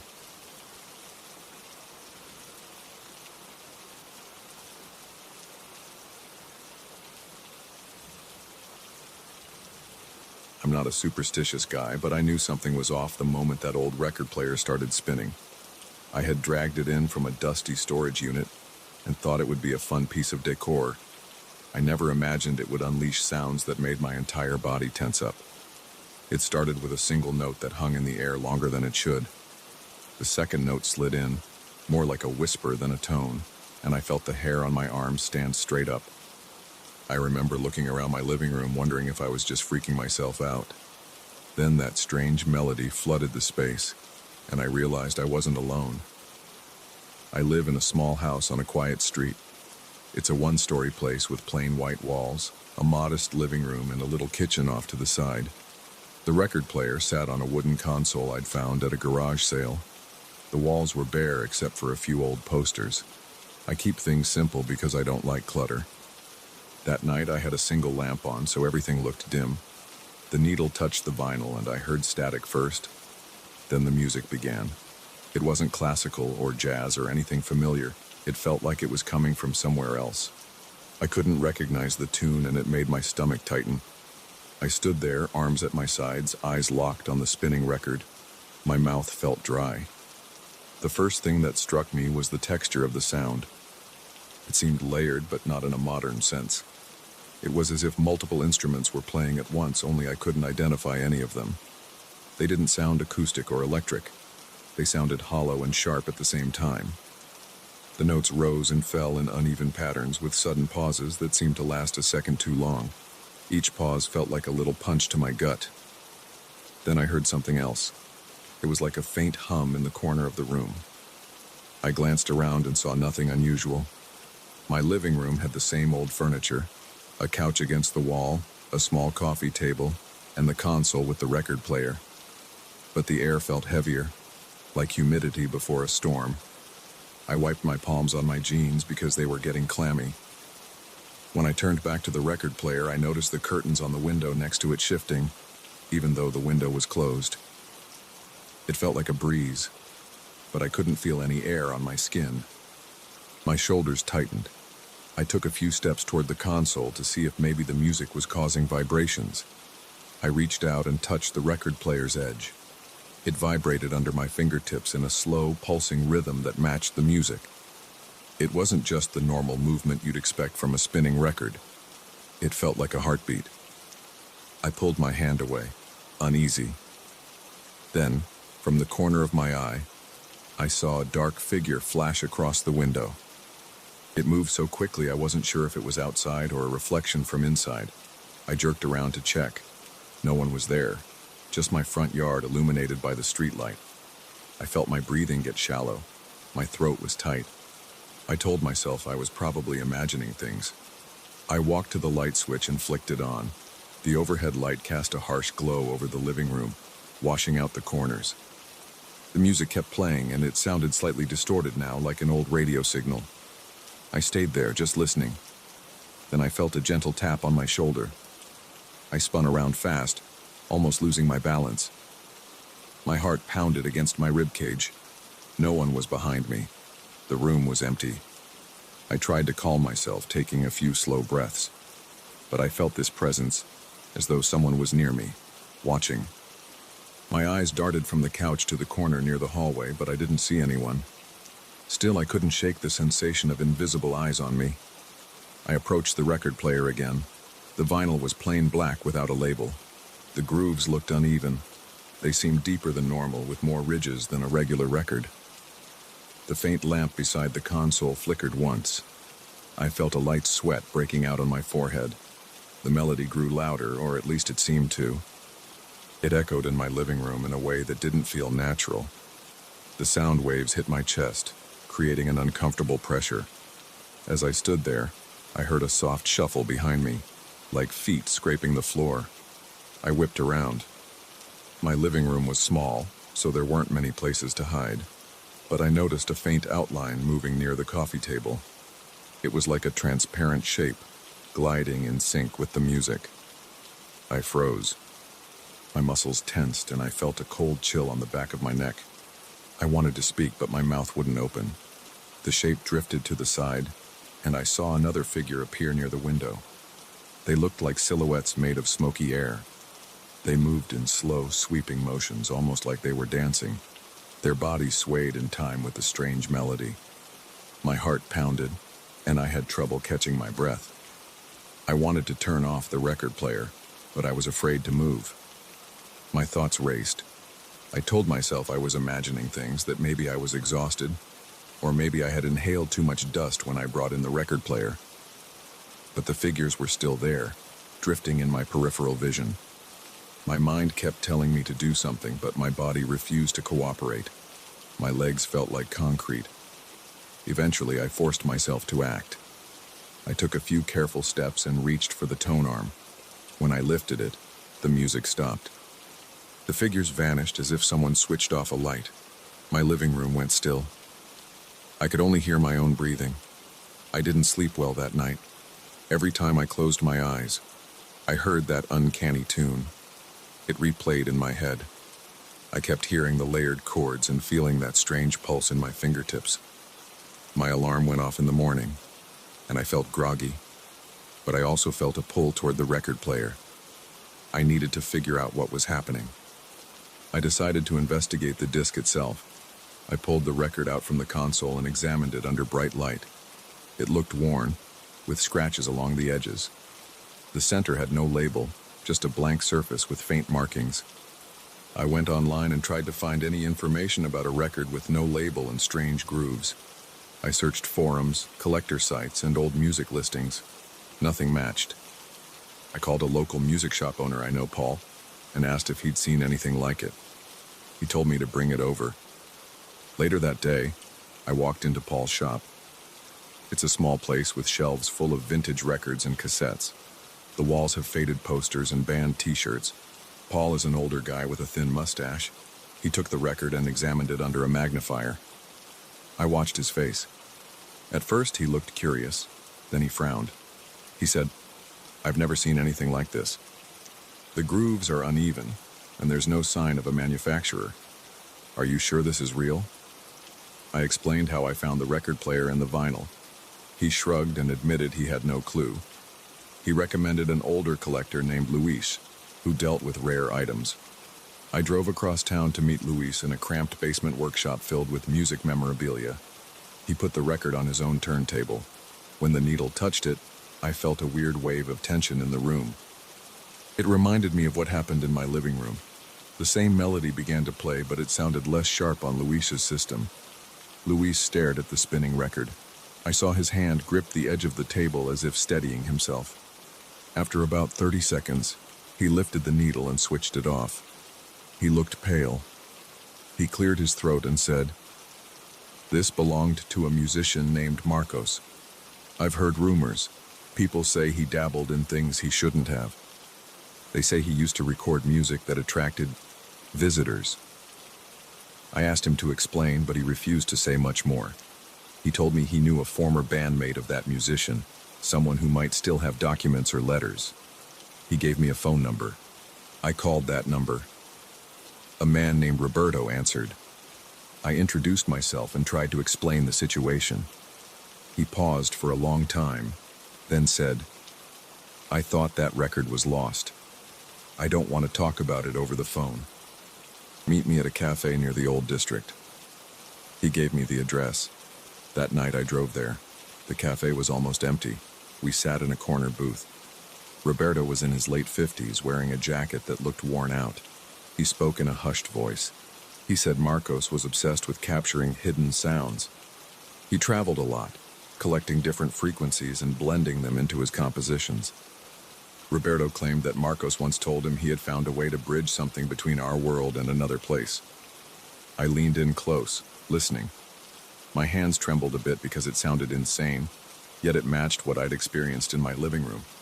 Roberto said, "We played together for a short time. Marcos was normal at first, but then he changed. His music changed. We started hearing strange echoes. Sometimes we saw shapes in the studio that shouldn't have been there. Marcos didn't seem scared. He looked fascinated. I quit after a few weeks. I never saw him again. I heard rumors he kept recording in some remote cabin. I didn't think any physical records still existed." I told him about my experience, about the figures in my living room, the heaviness in the air, the throbbing vibration. He stared at me with wide eyes. He said he believed that Marcos's music acted like a beacon. He used the word portal, but he didn't elaborate. I asked him if he knew how to stop it. He shrugged and said he had no idea. He suggested I destroy the record. I felt uneasy about that. I drove home, stuck between fear and curiosity. When I got back, I stood in front of the console again.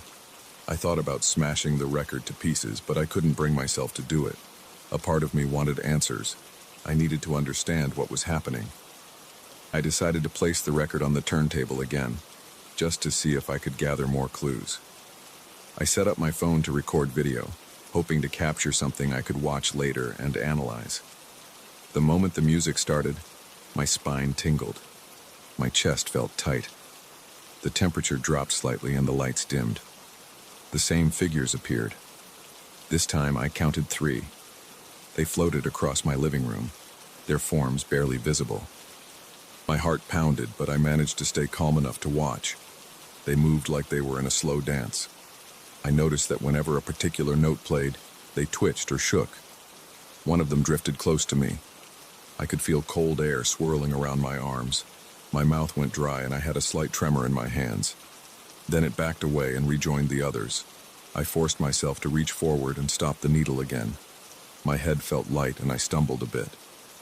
Once the music stopped, the figures vanished. The air warmed up. I picked up my phone. It had stopped recording at some point and the file was corrupted. I couldn't replay anything. It was blank. That frustrated me, but it also made me worry. I realized I might never capture proof of what was happening. I started researching more about Marcos. I couldn't find a last name, but I found references in old music zines from decades ago. They mentioned a guitarist named Marcos who performed in local bars with a jazz fusion band.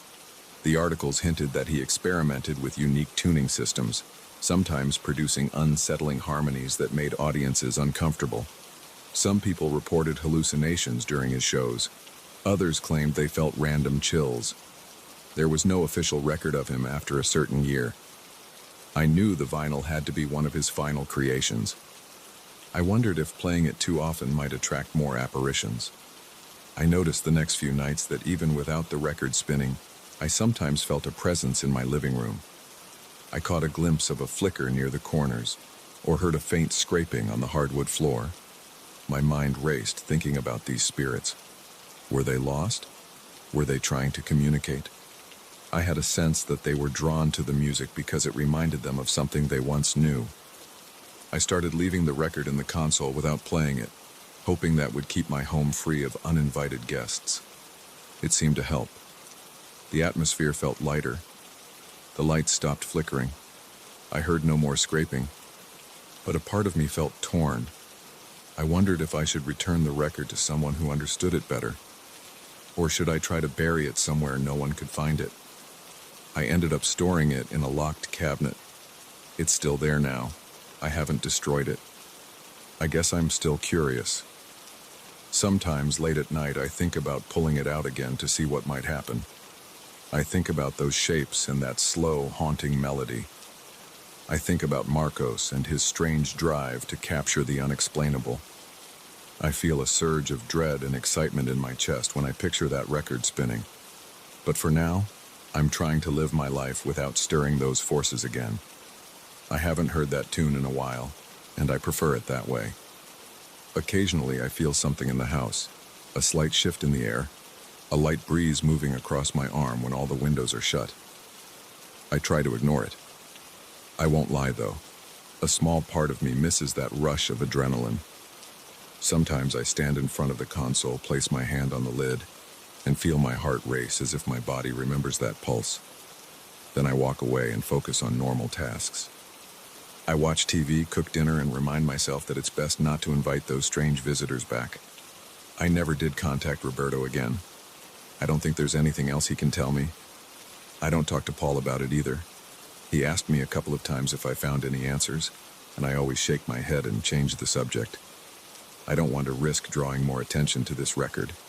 The world is full of mysteries, and some of them are better left alone. Still, every so often I recall that night I first heard the music. The memory is vivid. My living room, the dim lamp, the shadows on the wall, the weird breeze shifting the curtains, and that slow, eerie melody pressing against my chest.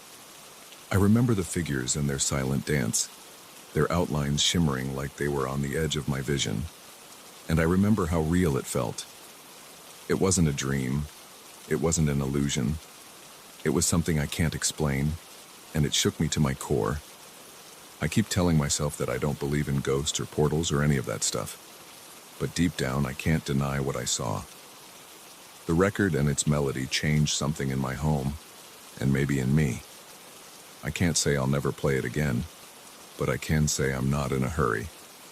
Sometimes it's enough just to know it's there, locked up and silent. That's my story. I haven't told many people. I don't want them to look at me like I've lost my mind. Maybe I have, or maybe I stumbled onto something real and unexplainable. Either way, I'm not sure I'll ever feel truly alone in my living room again.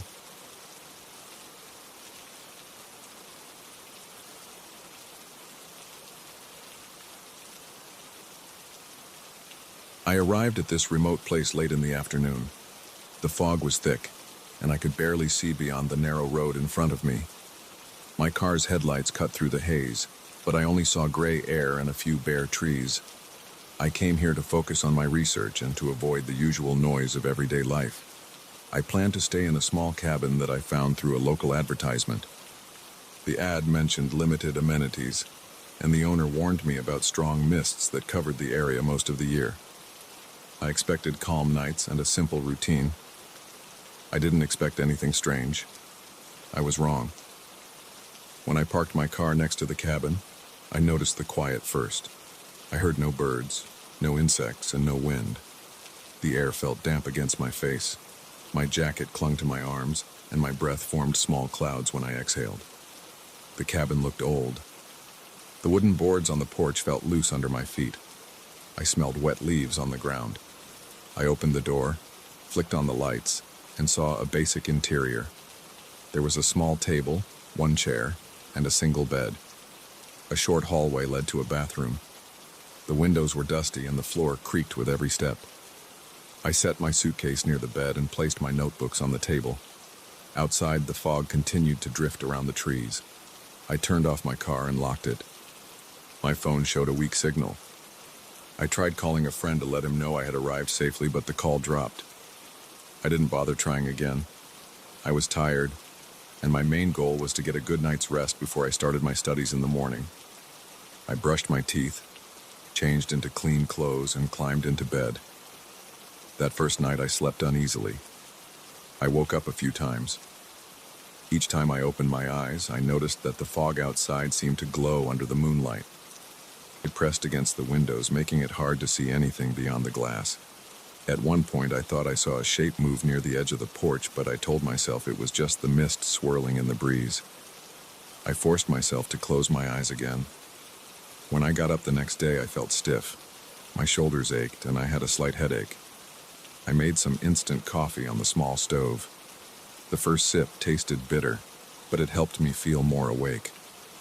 After breakfast, I grabbed one of my notebooks and walked outside. The morning air was cold and the fog was still thick around the trees. I took a few steps down what looked like a path.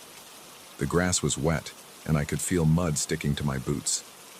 As I explored the area near the cabin, I noticed strange patterns on the ground. There were shallow grooves, like someone had dragged something across the soil. I touched one of the grooves with my hand. The dirt felt damp and soft. I couldn't tell how old these marks were, but they seemed deliberate. They formed loops and circles, not random lines.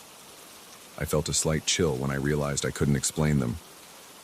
The day passed slowly. I spent most of it trying to read and write in my notebook. My focus was off. My thoughts kept drifting back to the strange markings.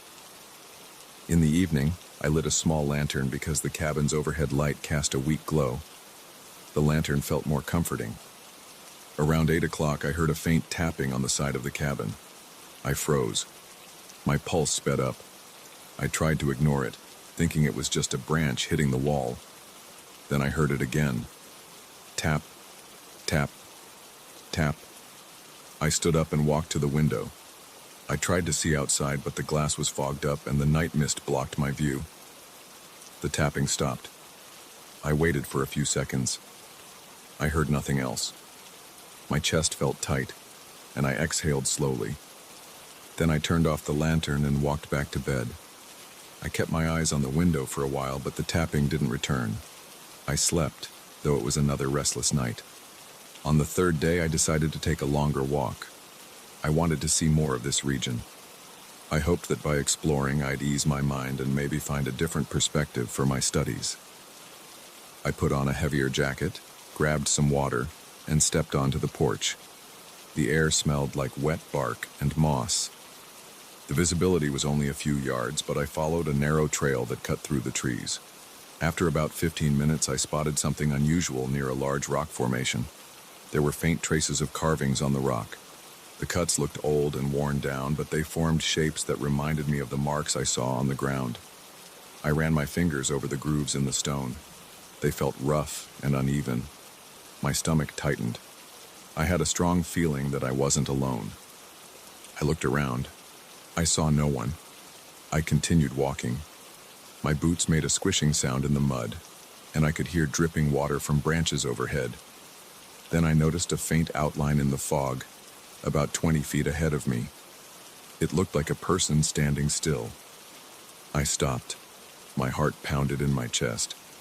I thought about calling out, but my throat felt dry. I waited. The shape didn't move. Then I took a few steps closer. The outline seemed to sway. I moved even closer. Suddenly it vanished. One moment it was there, and the next moment I saw nothing. My chest tightened again. I strained my eyes, but the fog was too dense. I turned around and hurried back to the cabin. My legs felt shaky.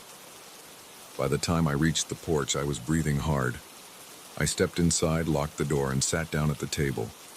I tried to make sense of what I saw. I thought it might have been my mind playing tricks on me, but it felt too real. The image of that shape lingered in my thoughts. I stayed in the cabin for the rest of the day, writing down everything I had observed. That night, the tension got worse. Around midnight, I woke up to a strange glow in the woods. I peeked through the window and saw faint lights moving between the trees.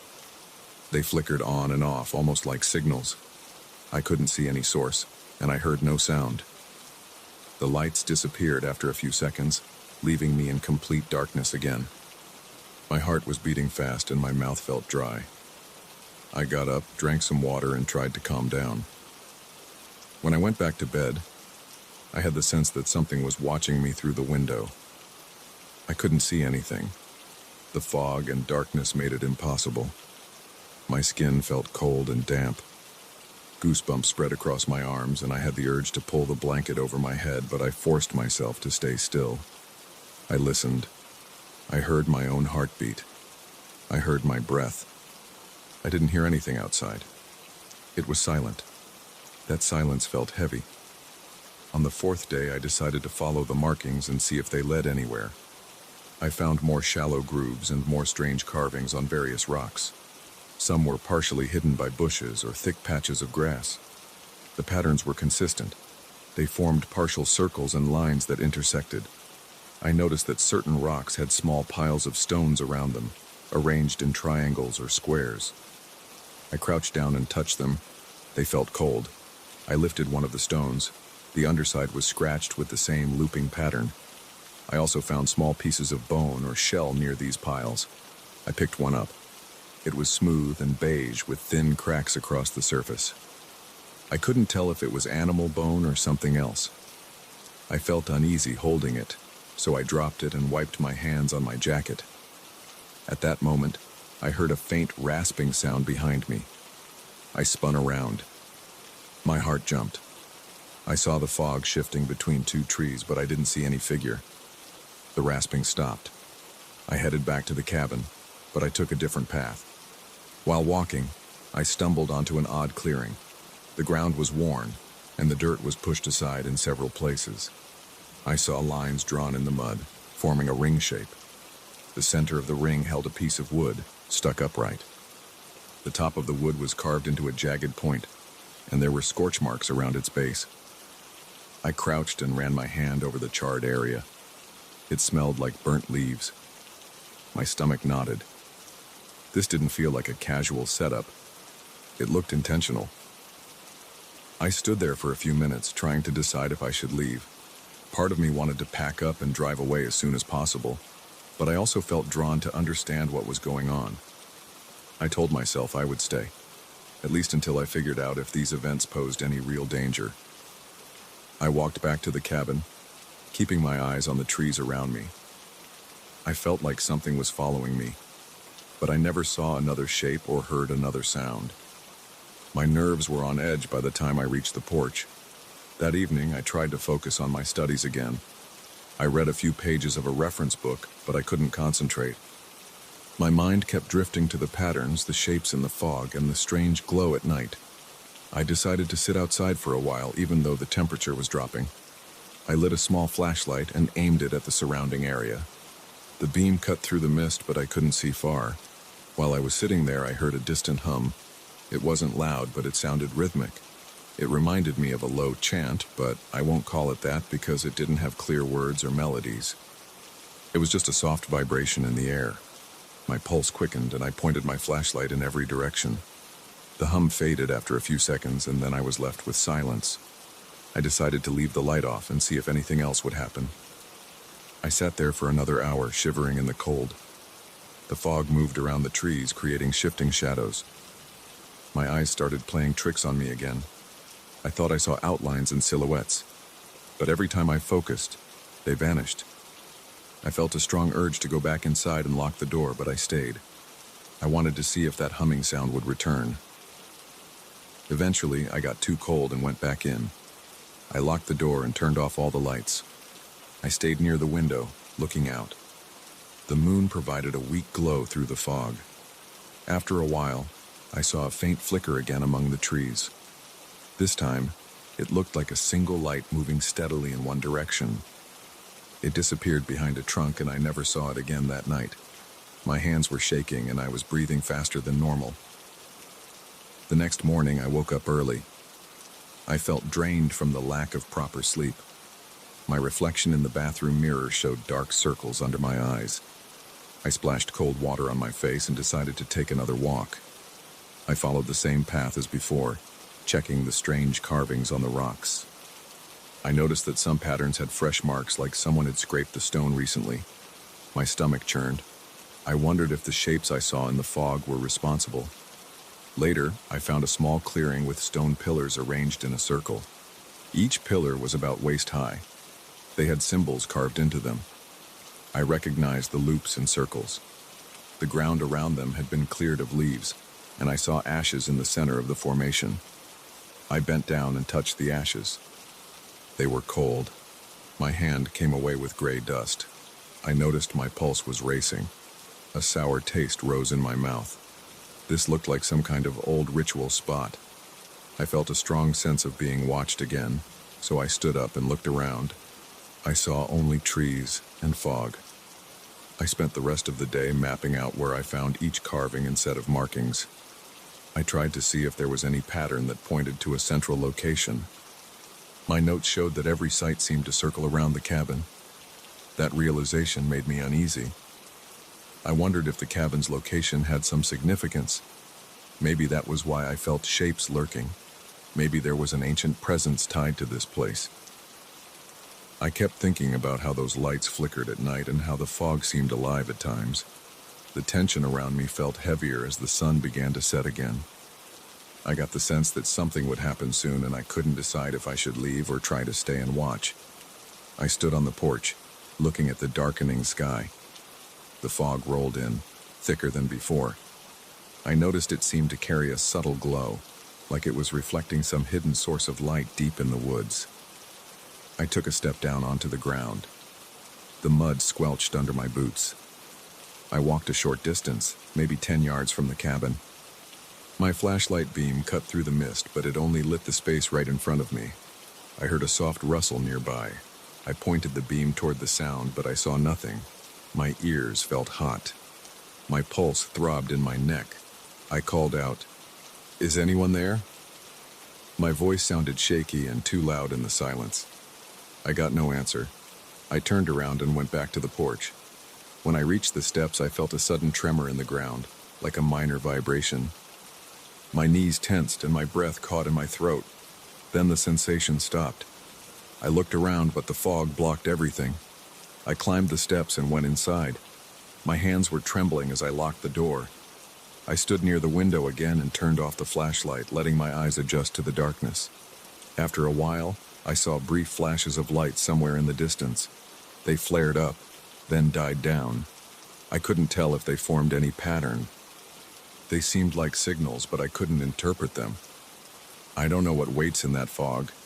I've seen outlines, carvings, lights, and traces of rituals. I sense an ancient presence that tries to communicate through these symbols and changes in the atmosphere. My gut tells me it's something that has existed here for a long time, hidden behind the mist, shaping the environment with intention. I feel its awareness. I feel its quiet pull every time I step outside or look into the trees. I haven't left yet.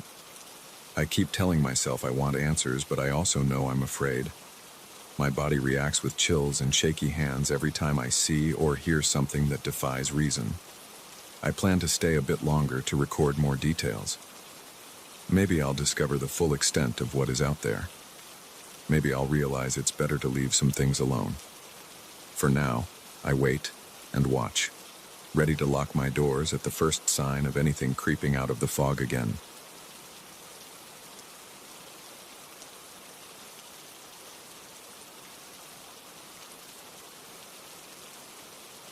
I bought the painting on a Saturday afternoon.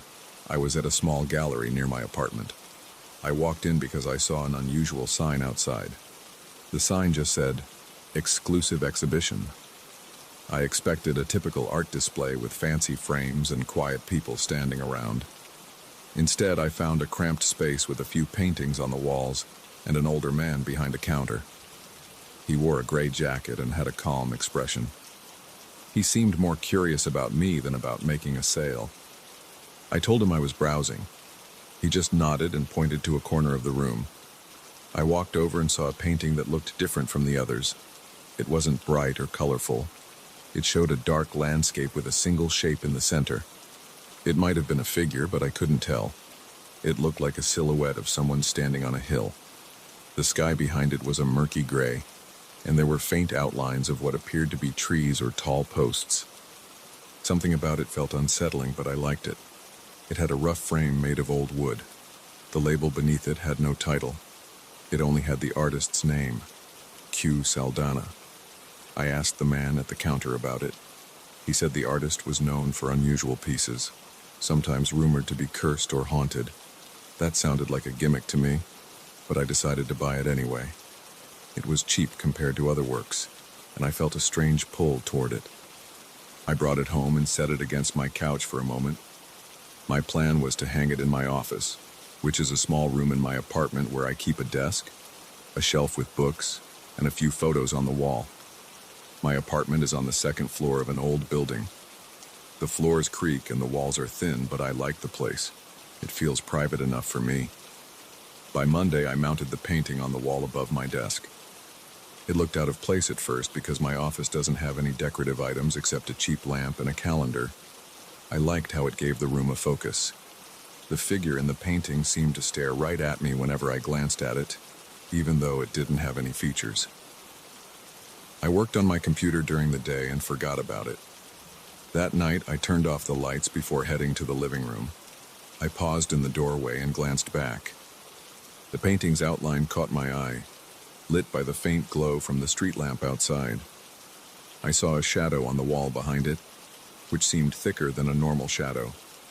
It stretched along the plaster, but I didn't think much of it. I assumed it was just the angle of the light. Over the next few days, I settled into my usual routine. I wake up around 7, I make coffee, check my emails, then sit at my desk for remote work. I'm a technical writer, so I spend hours typing. Sometimes I take breaks, stand up, and stretch. The painting stayed in my peripheral vision. At times, I looked at it because I felt like there was movement in it, but I always brushed that off as my tired eyes or the glare of the lamp. Then, on Wednesday afternoon, I noticed something odd. The shadow behind the frame seemed to have shifted. The painting was in the same place, but its shadow looked longer, like it had moved an inch to the right. I ran my hand along the painting's edge. It wasn't loose. I checked the window to see if the sunlight had changed angle. It was a cloudy day, so there wasn't much direct light. I shrugged and went back to work. That evening, around dinner time, I heard a subtle rustle in the office. It was like a slight brush of fabric or paper. I walked in, thinking maybe a draft had moved some documents on my desk, but nothing was out of place. The only thing that caught my eye was the shadow of the painting. It looked thicker, like it had deeper edges around the bottom. I stared at it for a full minute. It looked solid in a way that didn't match the room's light. I approached it. I even touched the wall behind the painting, feeling for any bulge or lump. It was just a flat wall. The frame was still secure. My chest felt tight, and my neck stiffened. I left the office, turned on the hallway light, and tried to shrug it off as my imagination. On Thursday, I sat down to work early. I felt uneasy in my chair. I tried to focus on my tasks. I wrote about software updates and user guides, but I kept glancing at the painting. I realized the figure in the center looked different than I remembered. The shape of the silhouette seemed less rigid.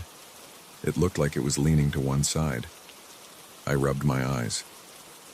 I considered the possibility that I was tired, or maybe the dim lighting in the room was messing with my perspective. Around noon, I stood up to grab a sandwich from the kitchen. I passed the painting and paused. I could swear I saw a faint movement in the shadow behind the frame. It was like a shift, a small twitch. My heart thumped. I closed the door and ate in the living room, the door shut behind me.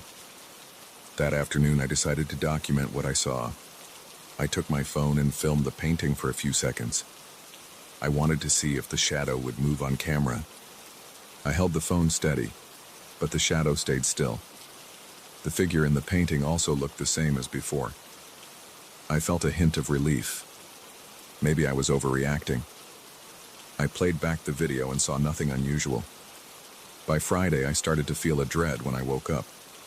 My bed is near the office door, so I can see the painting's outline from my bedroom if the office light is on.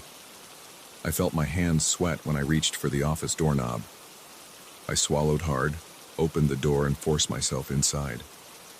Everything was quiet, just the faint hum of my computer. The painting was still there, the same silhouette in the center. I stood close to it. The brush strokes were rough, and the frame looked handmade. The signature in the corner read Q Saldana. I lifted the painting slightly to check if there was anything behind it. There was just blank wall and a nail.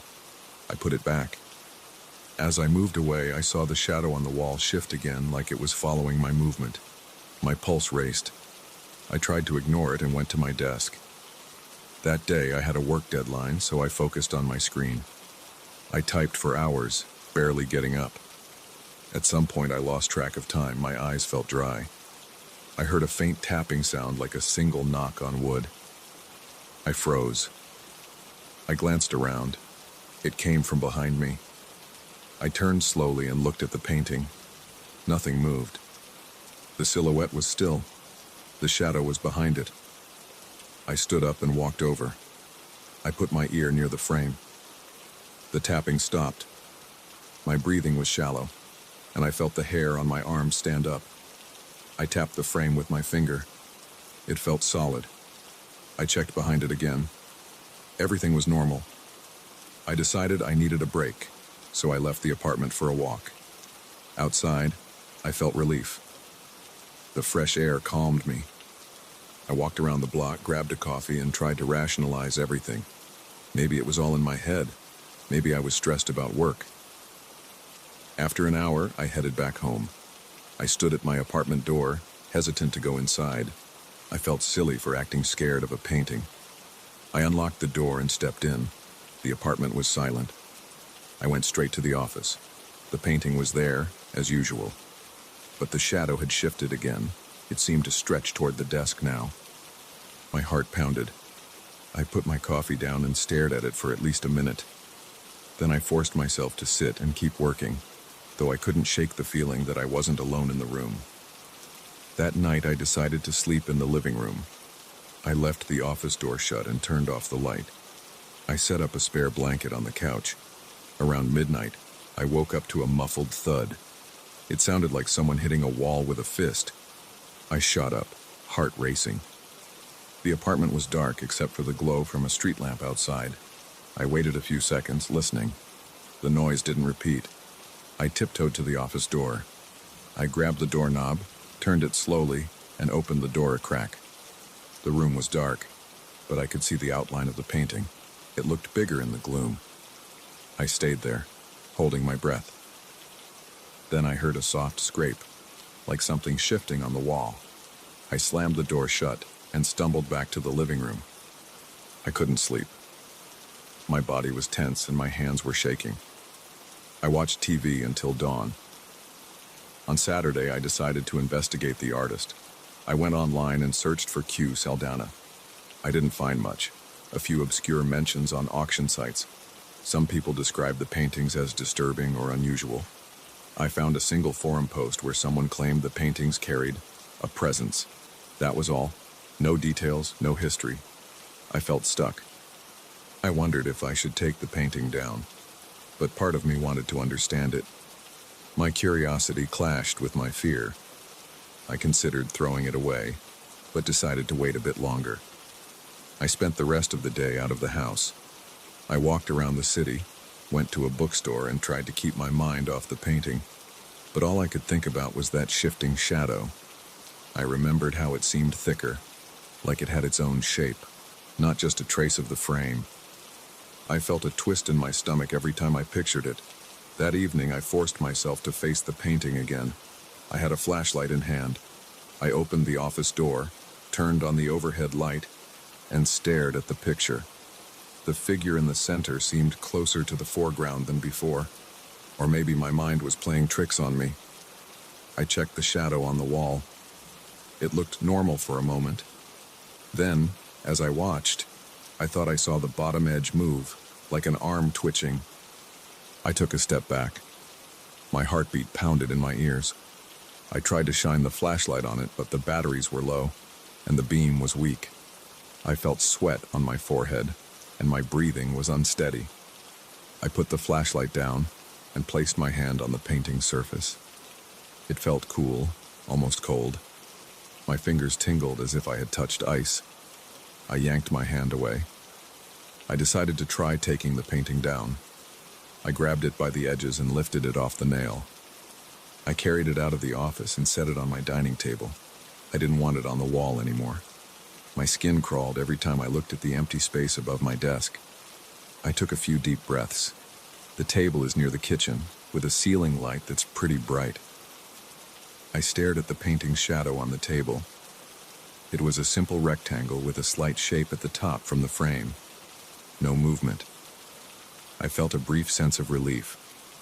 Maybe it was the lighting in my office that caused these weird illusions.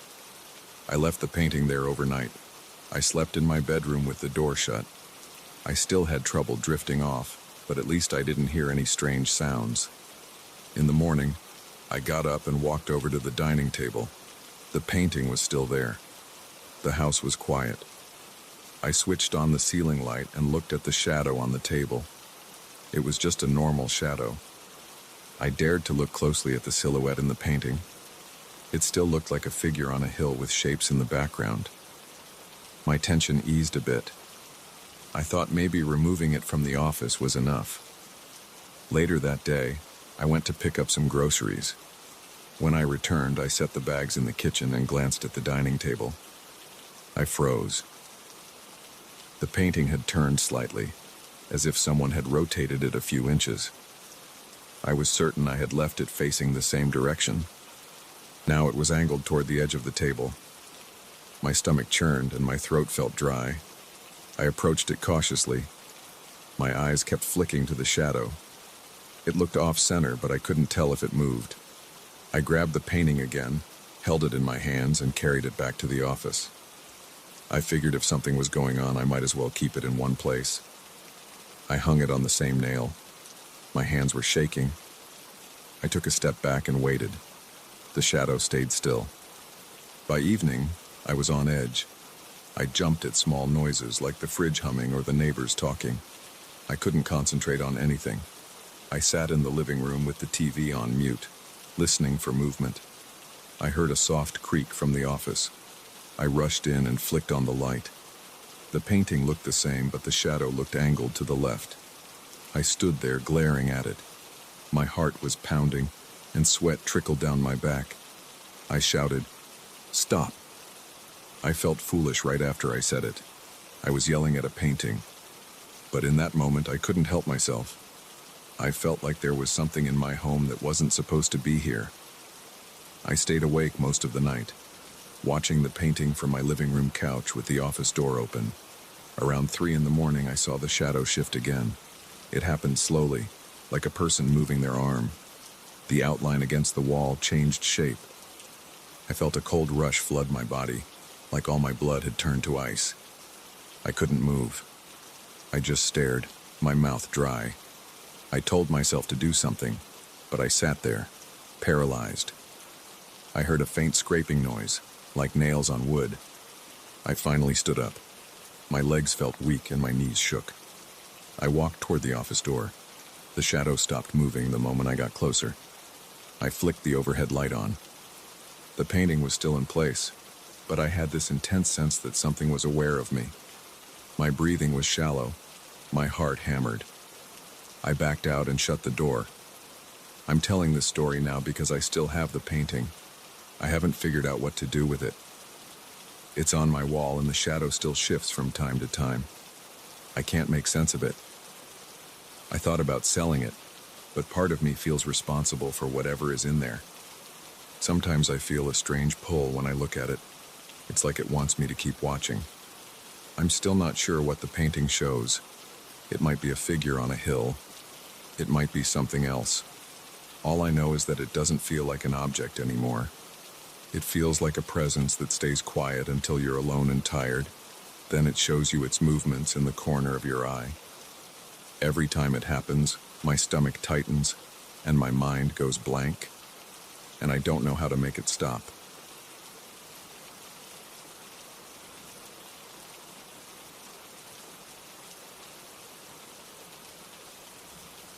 I walked into the mansion on the first afternoon with a tense feeling in my chest. The front door creaked, and a rush of cold air swept past me. My fingers tightened around the keys, and my shoulders felt rigid. I had inherited this massive place from a distant relative. I don't remember meeting him. The paperwork arrived in the mail, and everything about the situation felt strange. The neighborhood was old, filled with narrow streets and ivy creeping up gray walls. As soon as I stepped inside, I noticed dust swirling in the lobby, and the floorboards groaned under my shoes. It felt like the house had been waiting for me.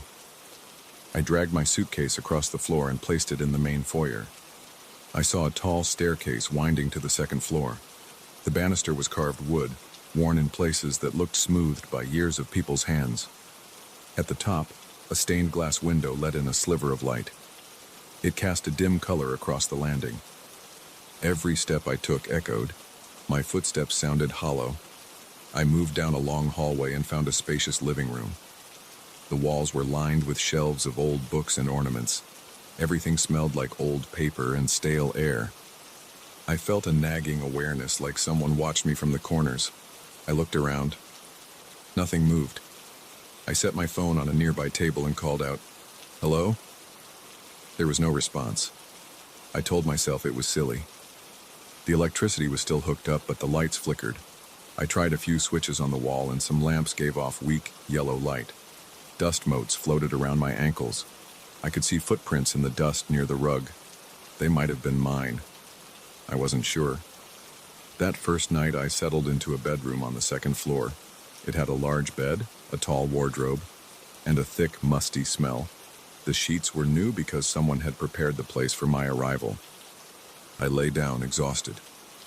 I felt tension in my temples and my shoulders were still tight. I tried to relax. When I closed my eyes, I heard faint creaking in the hallway. It kept my heart thumping. After a while, my mind gave in.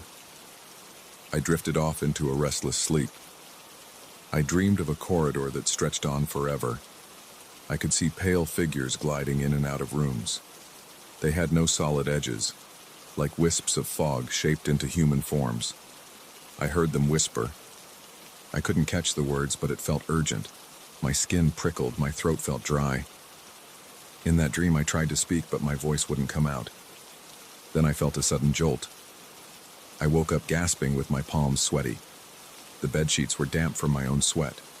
My heart pounded and I stared at the ceiling. My head throbbed and my mouth was dry. The clock by the bed showed 3:12 a.m. I listened. The house made its usual noises. Soft groans, distant rattles, faint rustles. I swung my legs off the bed and grabbed my phone. No messages, no missed calls. I got up, switched on the overhead light, and stepped into the hallway.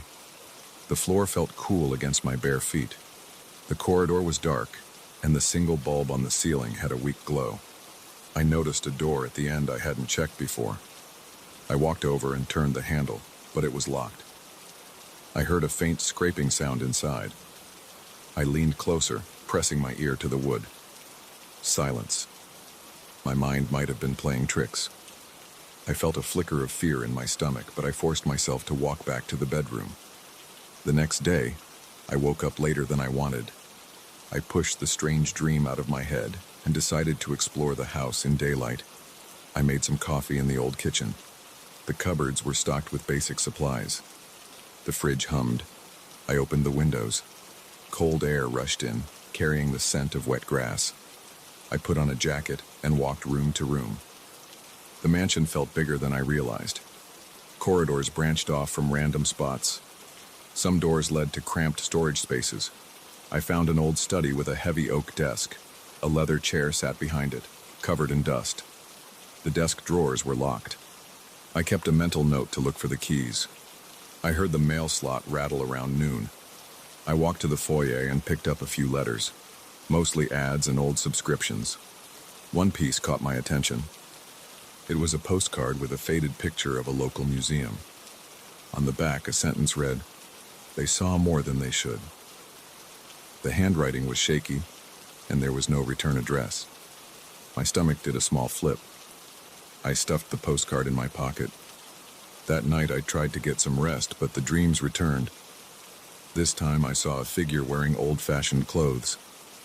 He stood at the end of the hallway, near the locked door I'd noticed before. He raised his arm and pointed to a symbol on the wall. The symbol looked like a circle with strange marks around it. I heard a ringing in my ears. Then I felt the floor shift. My vision blurred. I woke up with a jolt again, my heart racing. I sat up, turned on the lamp, and grabbed a notepad from my nightstand. I sketched the symbol as best I could. My hand shook, and I had to erase several times. Eventually, I had a rough outline. The next morning, I went to the local library, 2 blocks away. I carried the postcard and my drawing in a small folder. The library had old newspapers on file. I spent a couple of hours searching through stories about the mansion. Most articles were about property sales and neighborhood changes, but then I stumbled on a piece from decades ago. It mentioned a rumor that previous residents held gatherings in the house. The gatherings involved unusual practices, though the article didn't go into detail. I checked the date, more than 50 years ago. I looked around for more references, but most pages were either missing or incomplete. When I got back to the mansion, I found a small key placed on the kitchen counter. It wasn't there before. I checked around to see if there was any sign of forced entry, but the doors and windows were locked. My heartbeat sped up. I swallowed hard and picked up the key. It felt cold. I walked upstairs and tried it on the locked door at the end of the hallway. The key fit. My hands were trembling. I turned it slowly. The lock clicked. I pushed the door open. Inside, I saw a cramped room with no windows. The walls were lined with shelves full of small figurines, old books, and carved boxes. The place smelled damp, like earth and mold. I saw faint footprints in the dust. I felt the hair on my arms stand up. I approached one shelf and picked up a leather-bound book. On the cover, I recognized the symbol I'd seen in my dream. The pages were yellowed, and the text was written in an old style of English. A few diagrams showed circles, lines, and shapes I didn't understand. Some pages had notes scrawled in the margins referencing contact with watchers and the gates beyond. My hands shook and my mouth felt dry. I spent the evening in that hidden room, sorting through the items. Most of them seemed tied to occult practices. I found a set of small black stones etched with letters I didn't recognize. I found stacks of letters from people describing visions, apparitions, and instructions for rituals. My chest felt tight while I read. I didn't know if these were pranks or genuine attempts to contact something. My head pounded with each new discovery. Outside the window in the hallway, evening light faded. I realized I'd been there for hours. After midnight, I drifted off in the living room. I woke up on the couch with a stiff neck. My dream that night was more intense. I saw a woman in a dark cloak. She was in the hidden room, flipping through the pages of the leather-bound book.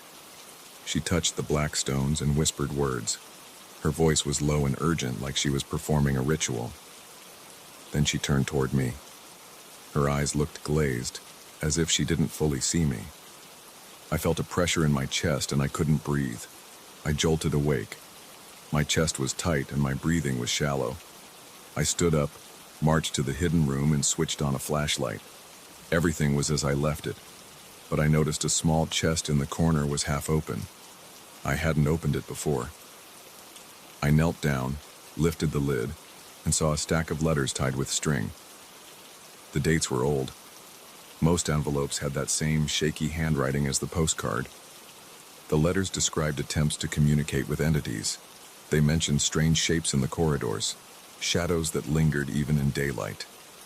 The letters also spoke of rewriting events, as though each communication changed something in the house's history. My heart pounded and my throat felt dry. I realized my dreams weren't random. They were connected to these notes and rituals.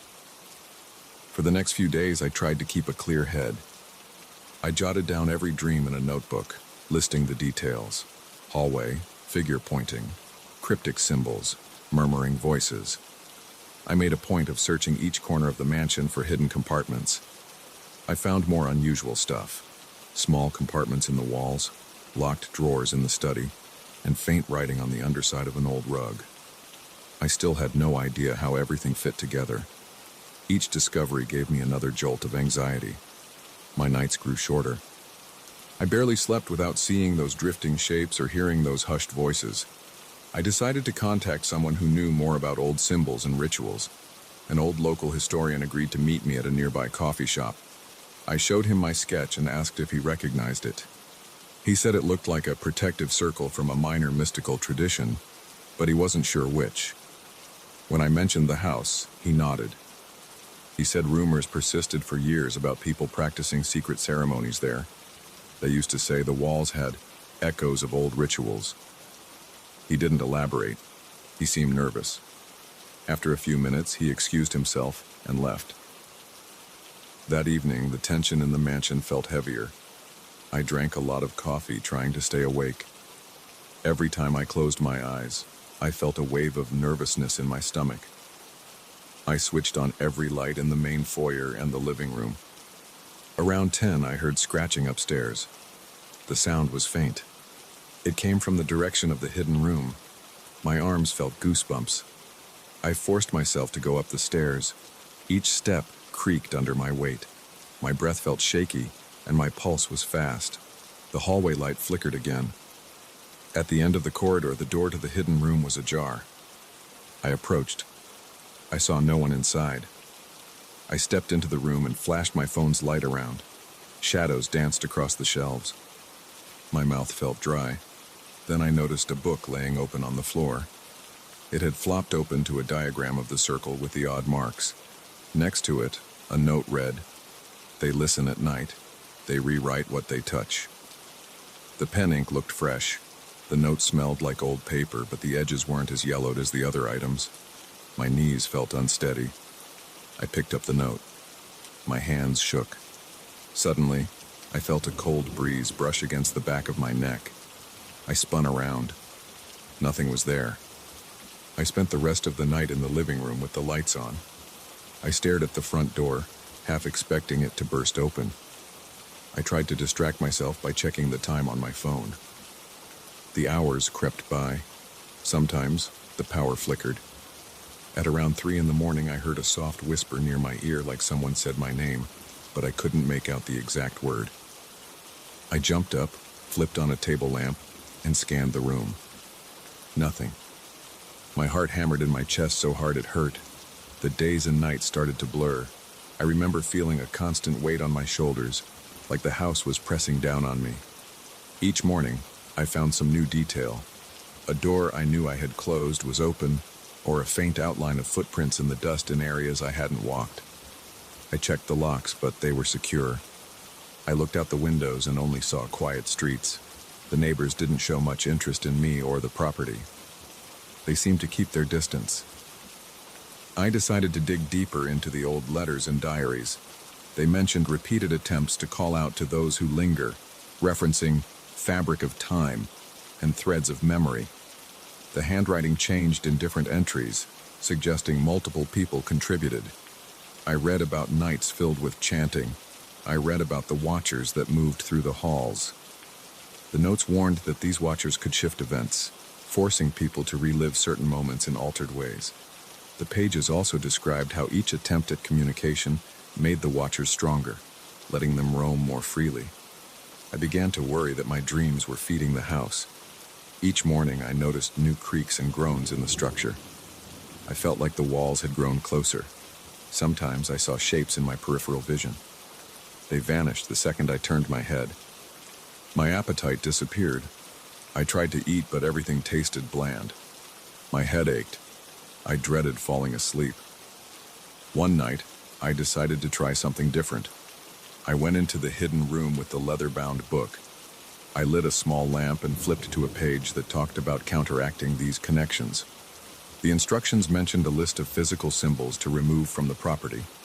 They included certain figurines, certain stones, and certain writings. I recognized the black stones and the carved boxes. According to the notes, removing them or destroying them might break the link, so I started collecting each artifact. My hands shook as I worked. I stuffed them into a cardboard box. The mansion felt colder than before. Every little noise made me jump. After I finished, I took the box down to the basement. The basement was dark and smelled of damp concrete. I placed the box in a far corner. I planned to get rid of it in the morning. As I turned to leave, I heard a hushed whisper behind me. I froze. My heart pounded in my ears. I forced myself to look back. There was only darkness. I left the basement light on and locked the door behind me. I spent the rest of that night in the foyer, waiting for dawn. My eyes were bloodshot and my thoughts were jumbled. I kept thinking about the watchers the letters mentioned. They seemed tied to every weird experience in this house. I wondered if I could free myself by removing those objects. I noticed that the air felt a little lighter after I moved them. Or maybe I was just desperate for relief. I'm still not sure what else the mansion holds. Each day reveals another clue. Each dream shows me things I can't explain. I'm certain the place has a long history of strange happenings. I know the previous residents tried to communicate with forces outside normal understanding. Their rituals left an imprint here. The watchers drift through the halls at night, pulling at people's minds. My dreams keep showing me fragments of the house's past, as if the watchers want me to piece it all together. They might be trying to alter the present, rewriting events in their favor. That's why I haven't given up. I need to know what else is hidden in these walls. I feel like I'm close to uncovering whatever secret lies at the heart of this mansion. I'm still here, sorting through old documents, walking the corridors, and keeping notes about every new development. My nights remain restless, but I'm determined to see this through. The watchers whisper in the dark, and the house groans under the weight of its old secrets. Sometimes I sense them standing just beyond my line of sight, waiting for my next dream. I can't say I'm fearless. My hands still shake whenever I step into certain rooms. My pulse races whenever a door creaks behind me. But this is my inheritance now, and I won't abandon it. I'll stay until I learn the truth.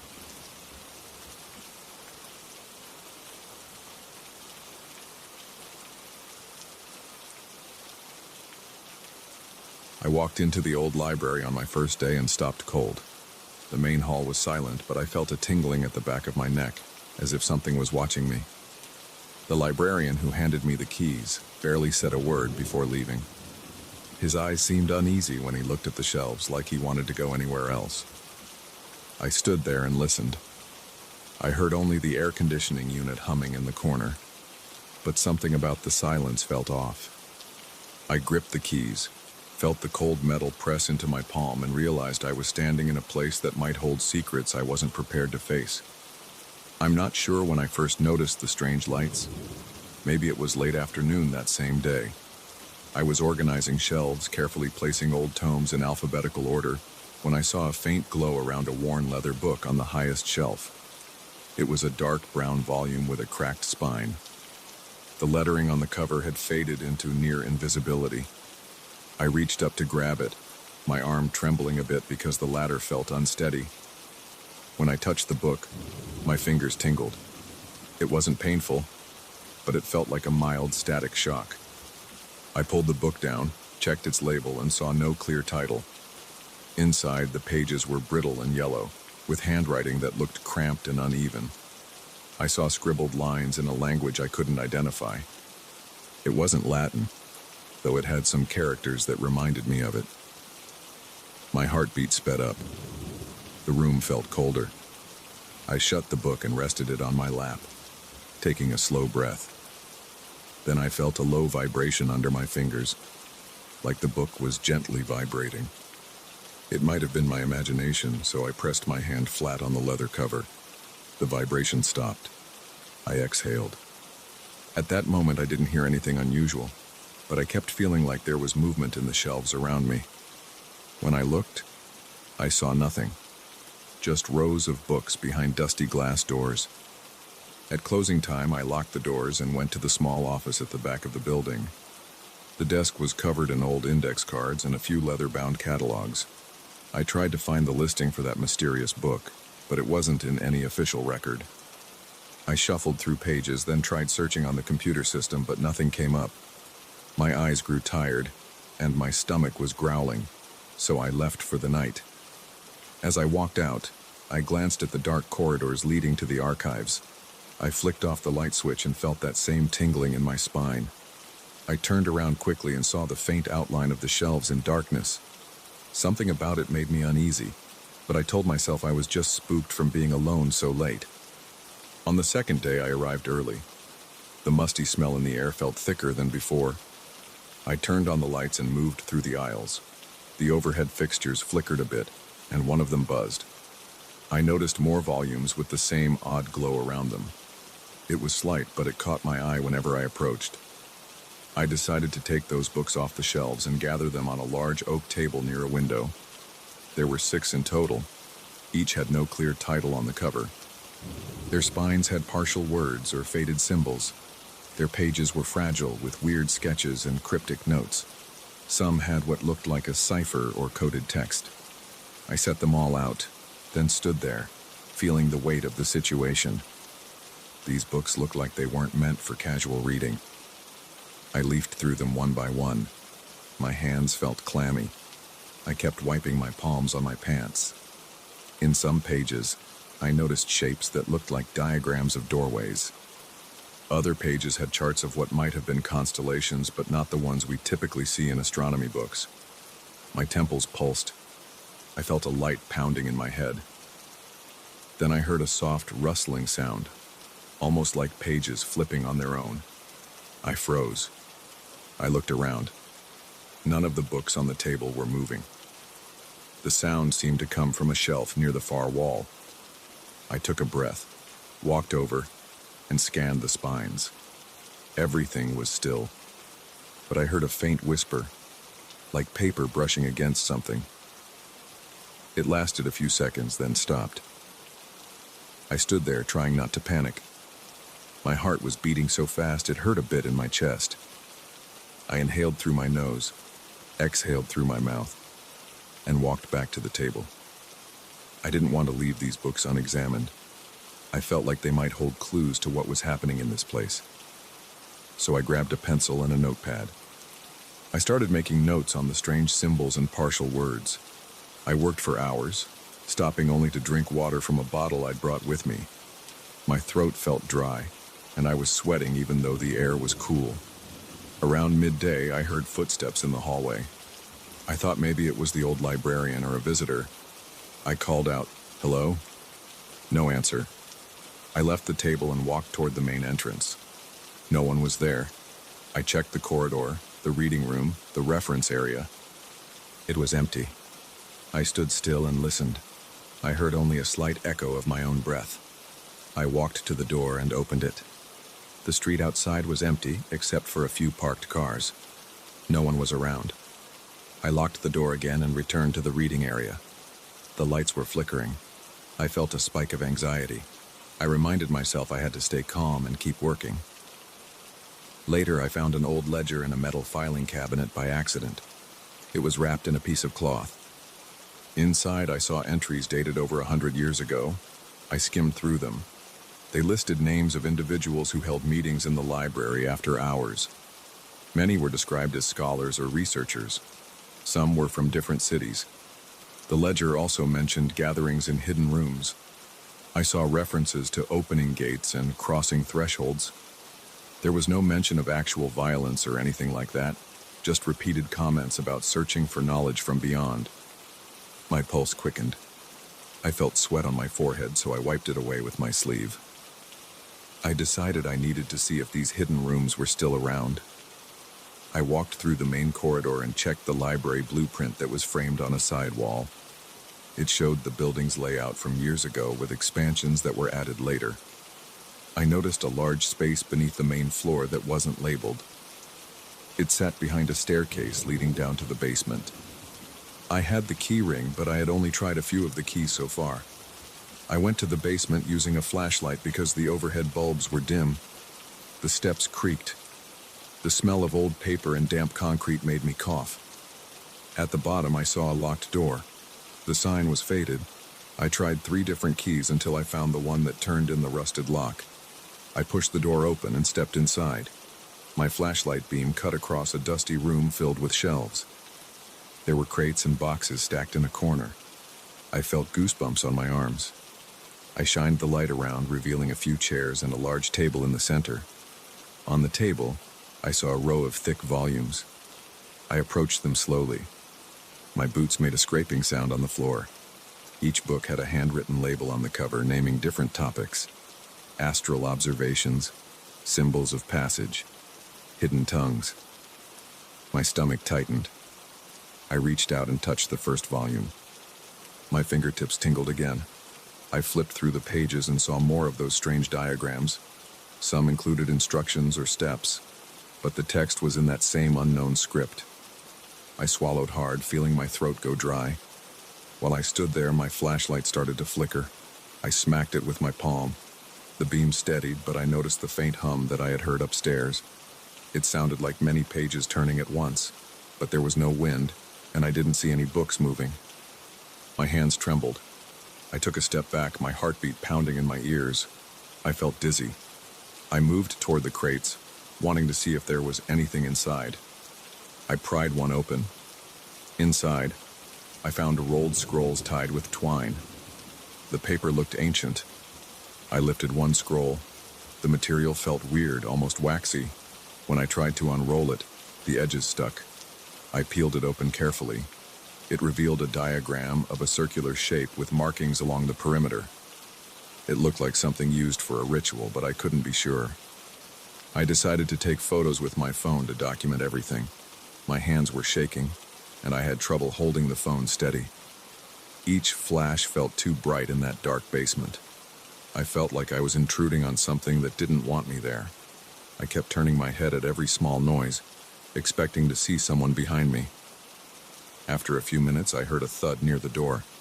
I spun around, pointing the flashlight. Nothing. My heart was hammering so hard that I felt a dull pain in my chest. I breathed slowly to calm down. The door was still open. Nobody was there. I returned to the table and gathered my courage to pick up another book. I placed it on top of the first one and opened it. The text was a mix of English and the strange script. There was a passage describing a group of people who met to share knowledge of the other plane. I read lines describing how they believed certain books acted like keys. They talked about activation, but didn't explain the process clearly. They mentioned a special date when conditions would align. My flashlight flickered again, so I tapped it a second time. Then I heard a whisper that seemed to come from right beside me, as if someone was leaning in to speak in my ear. I jumped, dropping the book. It hit the floor with a dull thump, and dust rose in the air. I couldn't make out the actual words of that whisper. It just sounded like a hiss. I wanted to leave, but I also felt driven to learn more. Still, my heart was racing and my back was tense. My breath came in short bursts. I gathered the books from the table, stacked them, and carried them to the door. I glanced back at the crates, feeling unsure if I should leave them there. But I decided I had enough to study for now. The corridor beyond the door was just as dark, and I heard my own footsteps echo on the concrete. When I reached the bottom of the stairs, I turned off the flashlight to see if the overhead bulbs were still on. They were, but they were so weak it almost didn't matter. I climbed the steps, sweating and breathing hard. My knees felt stiff. When I got back to the main floor, I locked the door behind me. I walked straight to my office and placed the books on the desk. My shirt was damp, and I realized I'd been sweating a lot. I drank some water from the faucet in the small restroom and splashed my face. My hands were trembling so much that I leaned on the sink to steady myself. Then I returned to the books, sat down, and turned on the desk lamp. My mind was racing, but I tried to focus on the immediate details. I wanted to see if there was any reference in these volumes to the unknown script I'd seen. For the next few hours, I flipped pages, wrote notes, and cross-referenced passages. I found repeated words in English: gateway, shadows, threshold, meeting place. Sometimes these words were underlined or circled, Certain sketches showed overlapping circles with strange symbols in each circle. One page mentioned the library by name. It described a group gathering in the lower chamber to study phenomena connected to these books. My shoulders tightened. I heard the air conditioner click on, and the sudden rush of cold air made me jump. I couldn't shake the feeling that I was being watched. Eventually, I looked up and realized it was late. The sun had gone down, and the inside of the library was dark except for the lamp on my desk. My eyes hurt from staring at the small script and weird diagrams. I felt anxious about leaving the library, but also nervous about staying. In that moment, I remembered the caretaker duties I was supposed to handle, like cataloging new arrivals and maintaining the main collection. But these weird discoveries seemed more urgent. My heart wouldn't slow down. I kept tapping my foot against the floor, antsy. Before I locked up for the night, I decided to go through the main reading room one last time. I walked among the shelves with a flashlight in hand, shining it on every section. I saw old wooden chairs and large tables with floor lamps. Their cords snaked across the floor. The silence felt heavier. In one corner, I thought I saw a shadow move, but it might have been my own reflection in a glass display case. My hands tightened on the flashlight. When I reached the far wall, I stopped and listened. I heard the softest scratch, like nails on paper. It made my scalp prickle. I turned, expecting to see something, but all I saw were shelves and rows of books. I inhaled, exhaled, and stepped away. I left the library in a hurry, locking every door behind me. My mind was swirling with images of those pages, the cryptic drawings and the unsettling whispers. As I stood outside, I felt the cool night air on my face. It calmed me a little, but my chest still felt tight. I stared at the building's dark windows. There was no sign of light or motion inside. It looked ordinary from the street, but I knew it wasn't. Inside those shelves, something was awake. Something was calling out from old texts and hidden rooms. And I was the one who now held the keys. I got in my car and drove home, my hands gripping the steering wheel. I kept thinking about the ledger and the references to crossing thresholds. Tomorrow, I would return. I wasn't sure if that was wise, but I felt I had no choice. I wanted to understand those messages before whatever was behind them grew stronger. My body felt exhausted, but my mind stayed wired, replaying the strange sounds and weird lights. The library was mine to care for, but it wasn't just a building full of books. It was a doorway to something I couldn't explain, and I was right in the middle of it, with no clue how deep it went.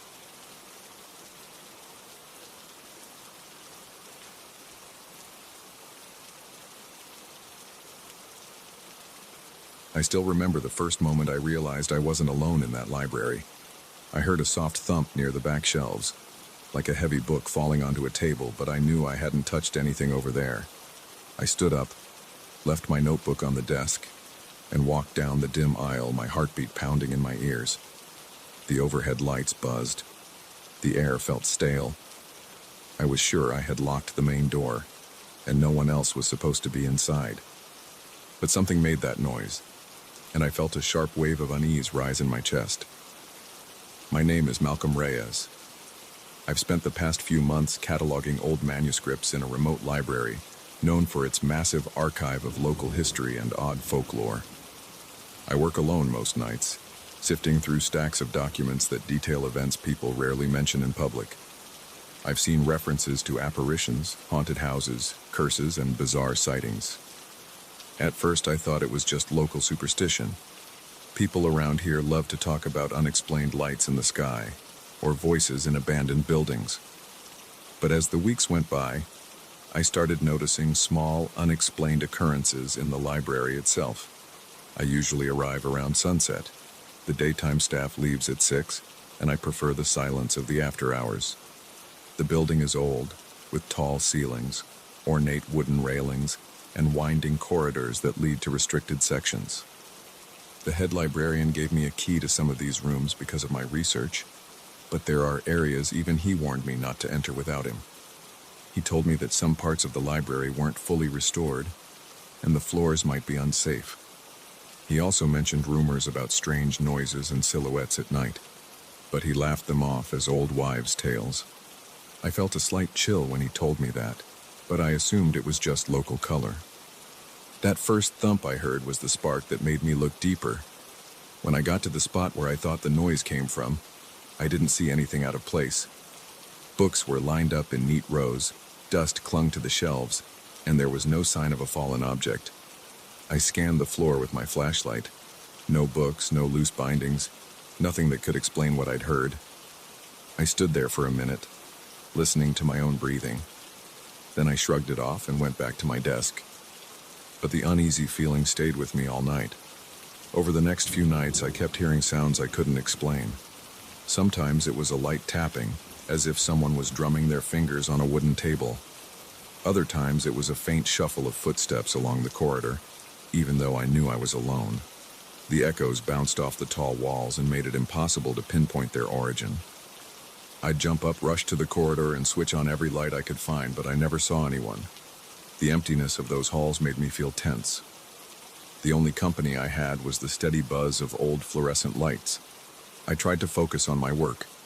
My assignment was to catalog and analyze old records that detailed supernatural events in the region. The library's collection included diaries from the 1800s, letters from travelers who passed through the area, and newspaper clippings that covered rumors of ghosts and apparitions. Most people dismissed these accounts as folklore or fantasy, but I found them fascinating. I spent hours reading first-person accounts of strange encounters, sightings of figures floating near an abandoned church, or voices coming from underground tunnels. Each night I wrote up summaries and cross-referenced them with other historical documents. At around 2 a.m, I would usually close my notebooks and stretch my legs. The library had a small break room with a coffee machine and an old couch. I'd go there for a quick break before returning to the stacks. One night, while sipping my coffee, I heard a loud bang in a far corridor. It sounded like a door slamming. The entire building seemed to shake. The hair on my arm stood on end. I slammed my coffee mug onto the counter, splashing coffee everywhere, and rushed out to see if someone had broken in. I moved quickly down the hallway, my shoes squeaking on the polished floor. The corridor felt colder than usual. I saw no one, but I heard a faint scraping sound coming from behind a heavy metal door that led to a restricted room. This door was usually locked. My boss had warned me not to go in alone because the floor might be unstable. But the noise continued, like someone was dragging something across the floor inside that room. My adrenaline surged. I slid the key into the lock, turned it, and opened the door. A musty smell hit me. The room was dark. My flashlight beam caught rows of old shelves piled high with forgotten volumes. Dust swirled in the air. The scraping stopped the moment I stepped inside. I shined my flashlight around, checking every corner. The shelves cast long, eerie shadows. Nothing moved. I checked the walls and the ceiling. Everything was silent except for my own breathing. My stomach felt tight and my hands shook a bit. I didn't want to linger there, but I also felt compelled to look around. This was part of my job, after all, to uncover hidden records, especially the ones that talked about paranormal events. Maybe something of great importance was buried in that restricted room. I spent about 10 minutes searching the nearest shelves. I found stacks of old newspapers tied with fraying twine, a couple of ledgers from the local church, and a few personal journals. I noticed one journal with a faded label on the spine. The label said, "Property of A. Thornwell." I opened it and flipped through the pages. It contained notes about sightings of a spirit in the library, dated more than 70 years ago. The handwriting was shaky. Thornwell described hearing footsteps in empty corridors, seeing faint lights drifting among the shelves, and feeling an unseen presence late at night. These notes looked strikingly similar to what I had been experiencing. My hands were trembling as I placed the journal in a bag to read more thoroughly at my desk. I felt a wave of relief when I stepped back into the corridor and locked the door behind me. For the rest of that night, I couldn't shake the feeling that I was being watched. Every so often, I caught a glimpse of movement out of the corner of my eye, like a shadow darting between the shelves. Once I thought I saw a shape at the end of the hallway, but when I blinked, it was gone.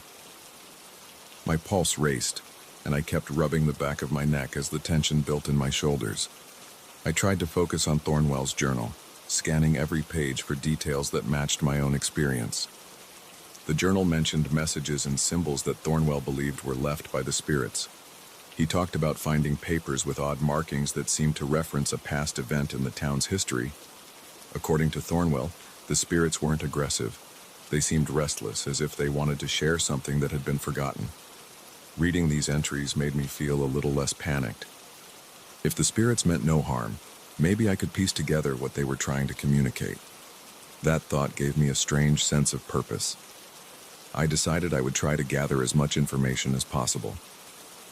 Over the next few nights, I explored the restricted sections more often, even though I felt uneasy every time I opened those old doors. The temperature in those rooms was always cooler, and my spine tingled whenever I stepped inside.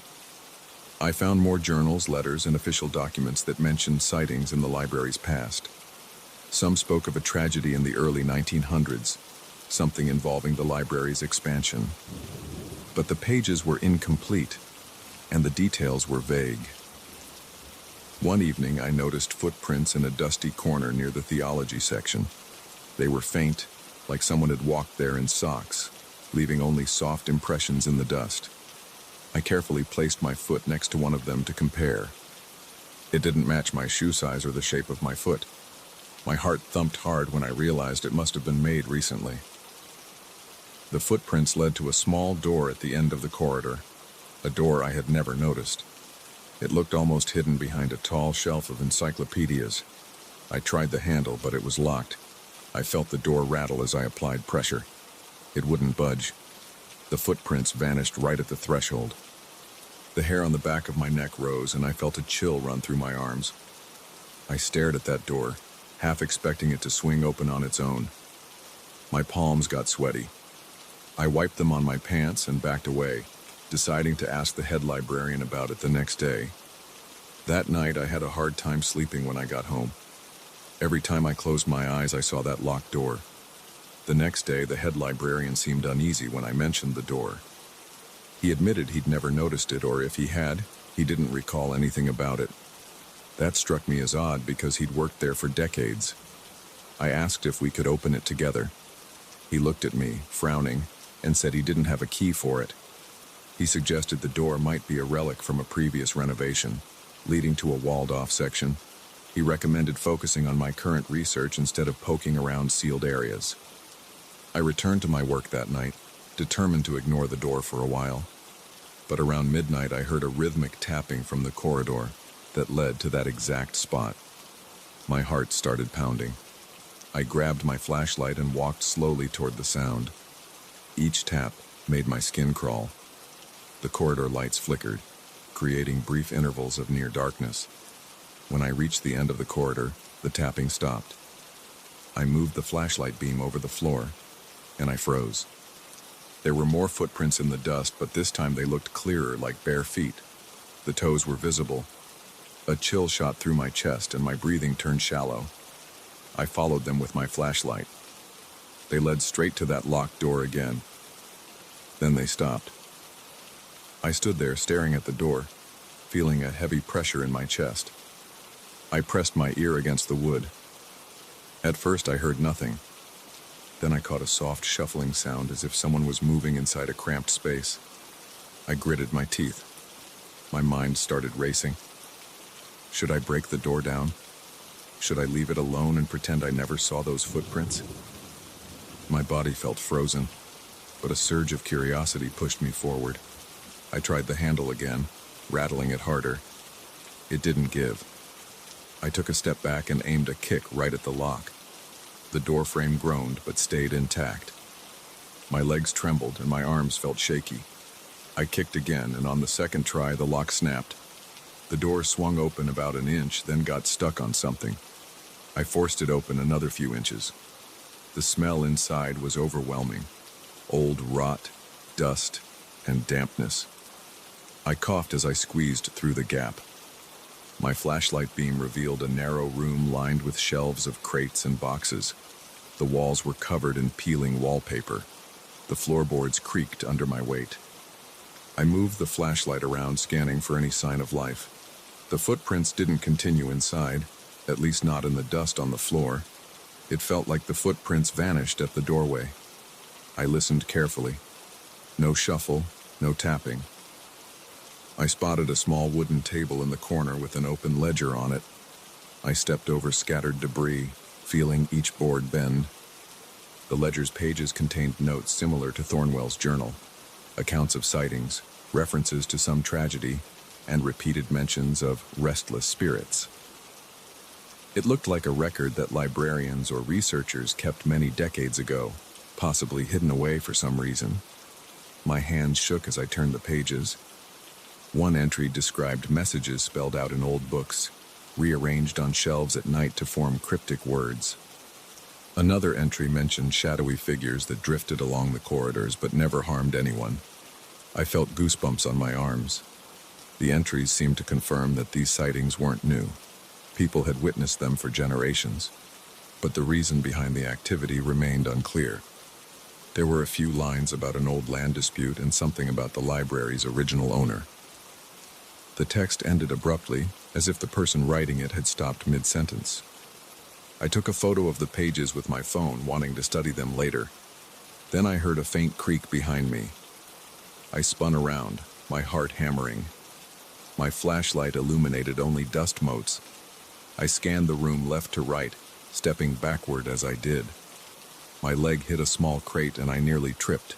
I cursed under my breath and steadied myself. Then, out of nowhere, the door slammed shut. I heard it latch from the outside. I lunged toward it, twisted the knob, and realized I was locked in. My throat felt tight and I could hear my pulse in my ears. I tried yelling, "Hey, is anyone there?"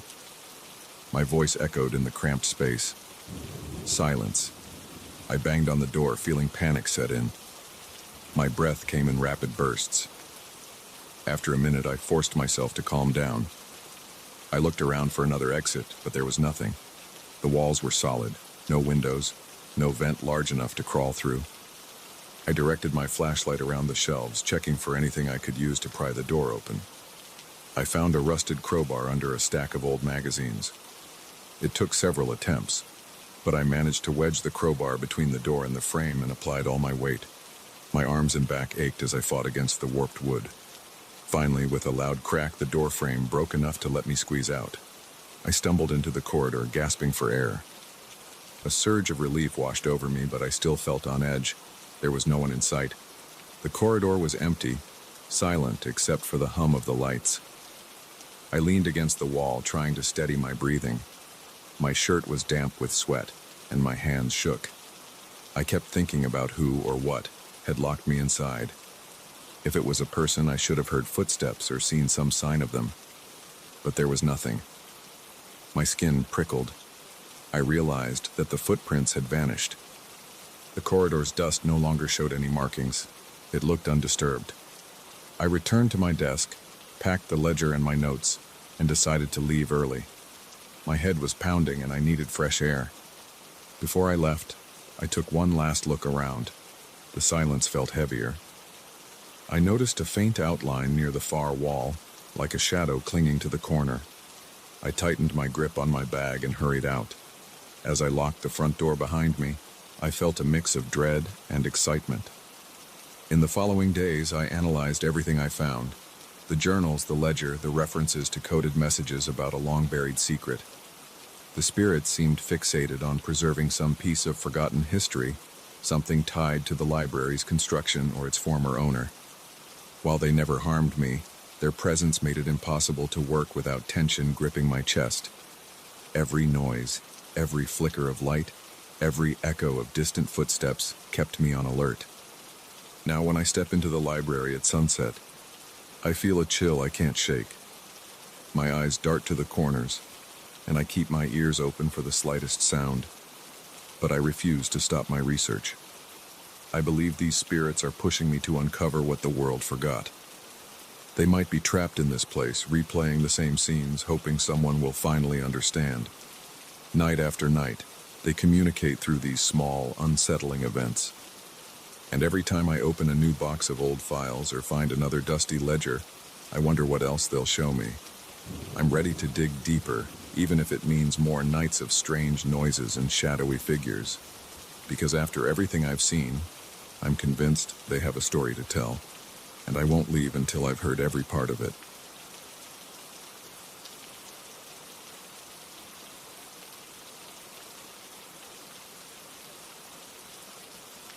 I never expected to hear anything that sounded like human voices in a place so remote. I came here for silence and fresh air. I wanted to clear my head and forget about traffic, emails, and phone calls. But from the first night, I realized there was something else around me. The wind in the trees sounded off. The water in the stream behind the cabin sounded too loud sometimes. And late at night, I heard voices and laughter, even though there shouldn't have been anyone for miles. I arrived at the cabin right after lunchtime on a Tuesday. The drive took me about 5 hours from the city. The last stretch was a winding dirt road that felt unstable under my tires. My hands stayed tight on the steering wheel. There were no other cars, no signs of recent activity. I parked next to a small stack of firewood by the porch. The cabin was a simple, single-story wooden structure with a porch that had 2 wooden chairs. The roof looked old, but solid. The walls had a lot of scratches, probably from storms or falling branches. The windows were dusty. There was a light fixture above the door, but I wasn't sure if it worked. I grabbed my bags from the car and walked up the steps. The boards squeaked under my boots. The door was unlocked, just like the guy I rented it from told me. Inside, there was a narrow living area with a table and 2 chairs.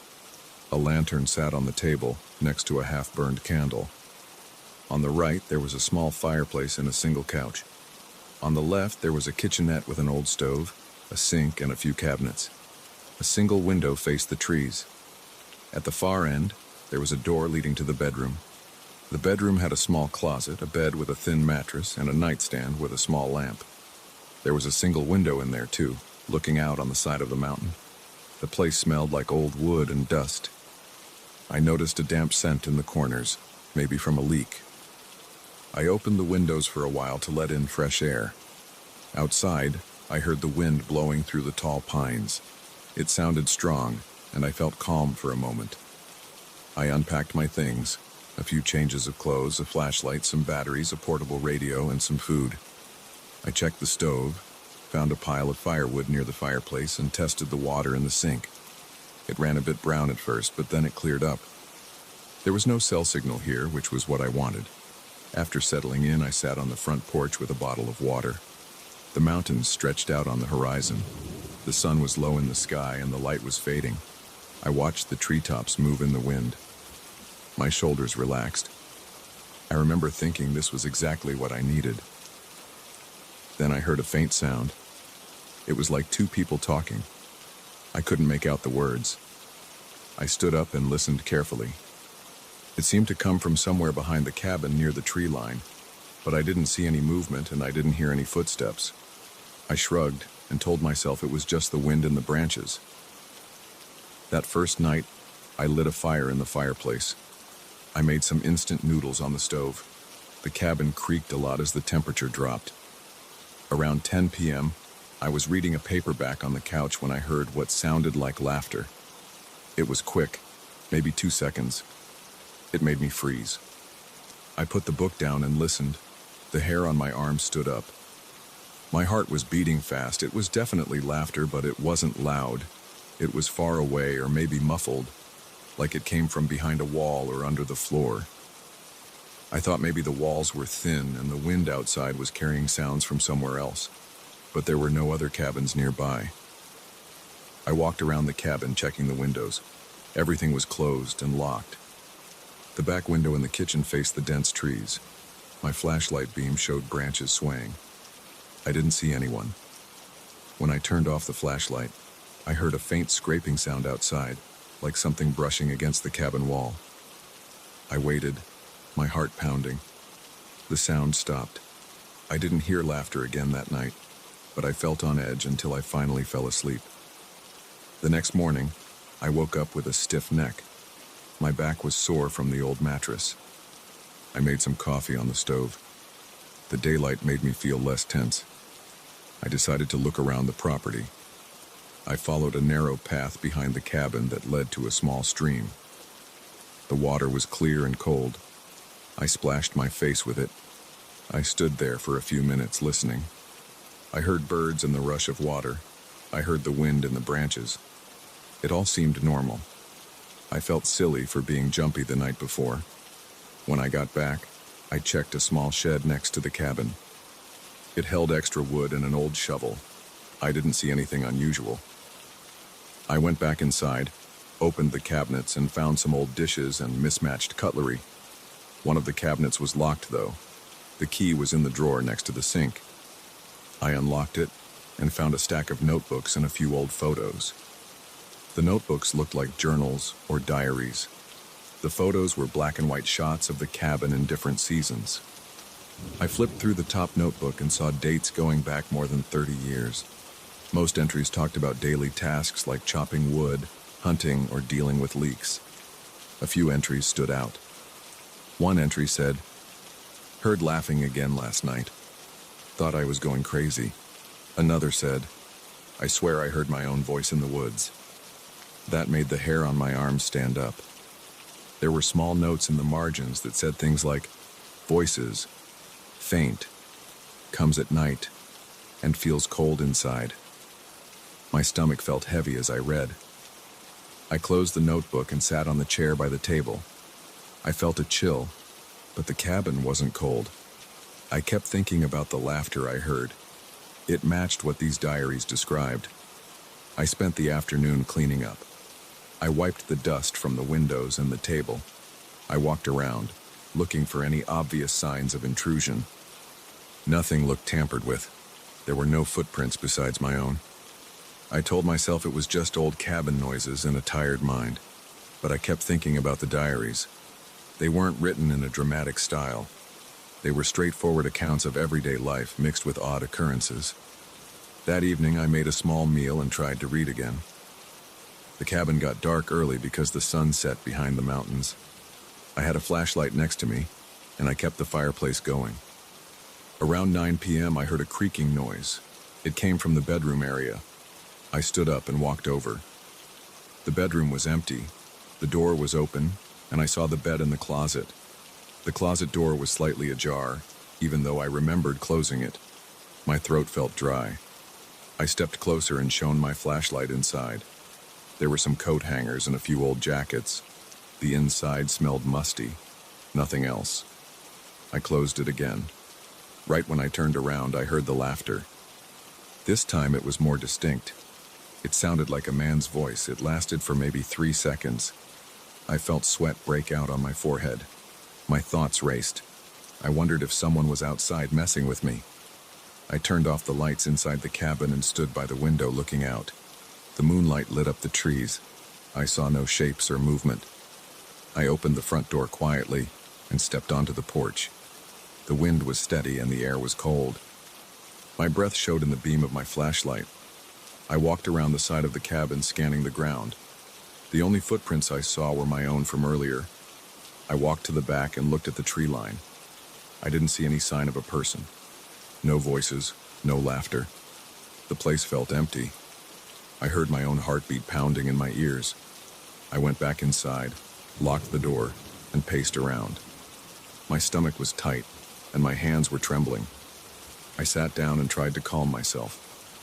I told myself it might be in my head. Maybe the old diaries put ideas in my mind. I turned on the radio, hoping for any station. It picked up static, nothing else. I turned it off. I stayed up late that night, looking through more of the diaries by the lantern light. The entries detailed random sightings. Sometimes they mentioned hearing footsteps on the porch, even though the occupant was alone. Sometimes they mentioned hearing voices from the attic, but there was no attic in this cabin. A few entries said that time felt strange, as if moments overlapped.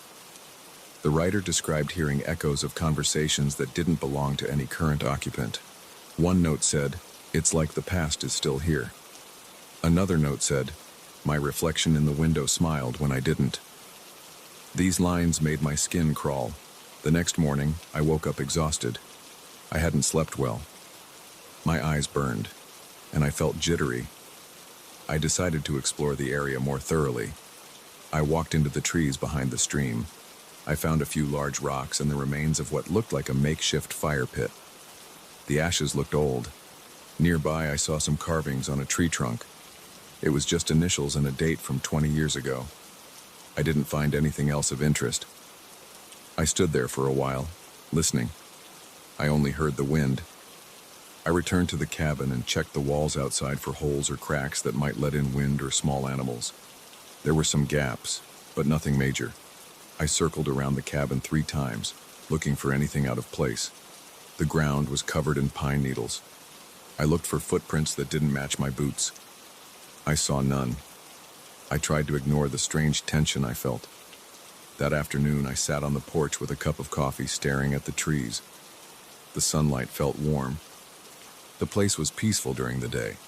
I tried to convince myself the nights were just messing with my mind.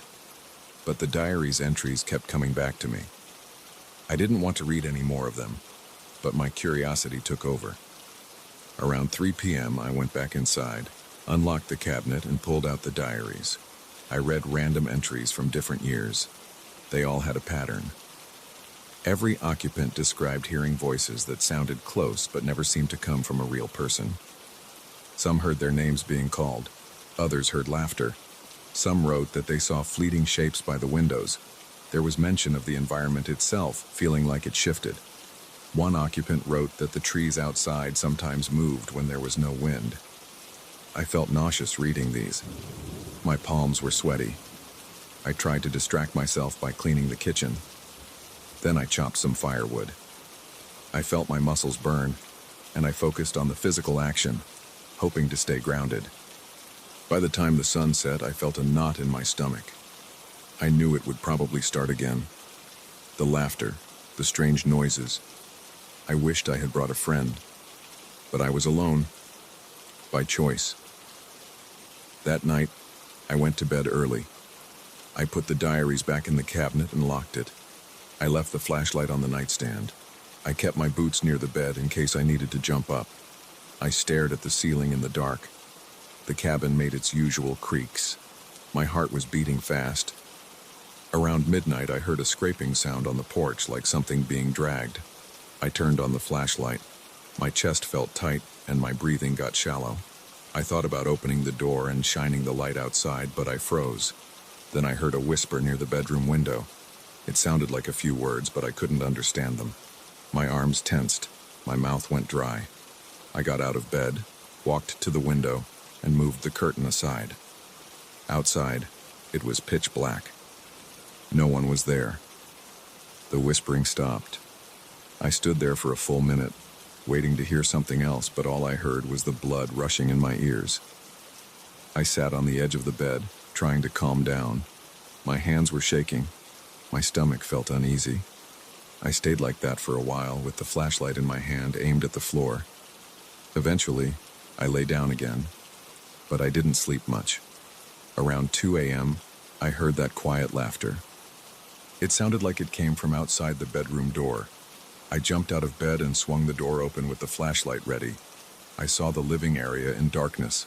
The fireplace was just faint embers. No one was there. The laughter ended immediately. My knees felt weak and I leaned against the wall. My mind raced. I was sure I wasn't dreaming. The sound was real. I didn't sleep again that night. I stayed up, pacing. I heard a few more faint noises like tapping on the walls or the windows. I tried to ignore them. I don't know if I imagined them or not. I kept waiting for dawn. When the first light came through the windows, I felt a wave of relief, but I was drained. My eyes burned. My heart still pounded in my chest. I decided I would pack my things and leave. I wasn't interested in staying any longer. I gathered my clothes and supplies. I locked the diaries back in the cabinet. I took one last look around the cabin. I felt uneasy, like the walls were watching me. I threw my bags in the trunk of my car. As I climbed into the driver's seat, I heard a light tapping sound from the porch, but I didn't look back. I turned the key, and the engine started. I drove away down the dirt road. My hands were clenched on the wheel, and I felt my shoulders knotted with tension. I told myself I was done with that place. I don't know if I believe in ghosts or time overlap. But I know I heard things and felt things I couldn't explain. The diaries confirmed that others had the same experiences. I don't plan on returning to that cabin. Every time I think about it, my stomach tightens and my heart speeds up. I still remember that soft, impossible laughter. I don't want to hear it again. I just want to put that place behind me. Maybe I will. Maybe I won't. But that's everything that happened out there.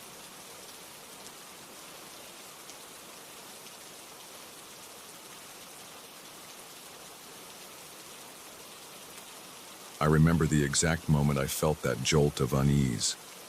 It was late afternoon, and the cold air stung my face. I was standing by the back fence of my new property, looking over a row of old statues. The sun was already low in the sky, so the shadows were long and sharp. Something about those statues bothered me right away. They looked older than everything else here, and their blank eyes made me feel like they were watching me. I wasn't expecting to get scared in my own place, but that creeping tension hit me out of nowhere. I'd only owned this property for a few weeks, and I wanted to see every corner of it, so I stuck my hands in my pockets, tightened my coat around my chest, and walked forward. When I first decided to purchase this estate, I heard it had a wide garden filled with stone sculptures. The main house is pretty big, with high ceilings and old wood floors that squeak when I walk on them. I figured the garden would be straightforward, maybe some fountains, a few benches, and some plant-lined paths. I'd never counted on dozens of statues scattered around the grounds. They stand in little clusters, sometimes right in the open, sometimes half hidden by shrubs or tucked behind large trees. The caretaker told me they came with the property and had been here for nearly a century. I started exploring from the back door of the house. I stepped down a set of cracked stone steps, then followed a gravel path that crunched under my boots. The garden felt quiet.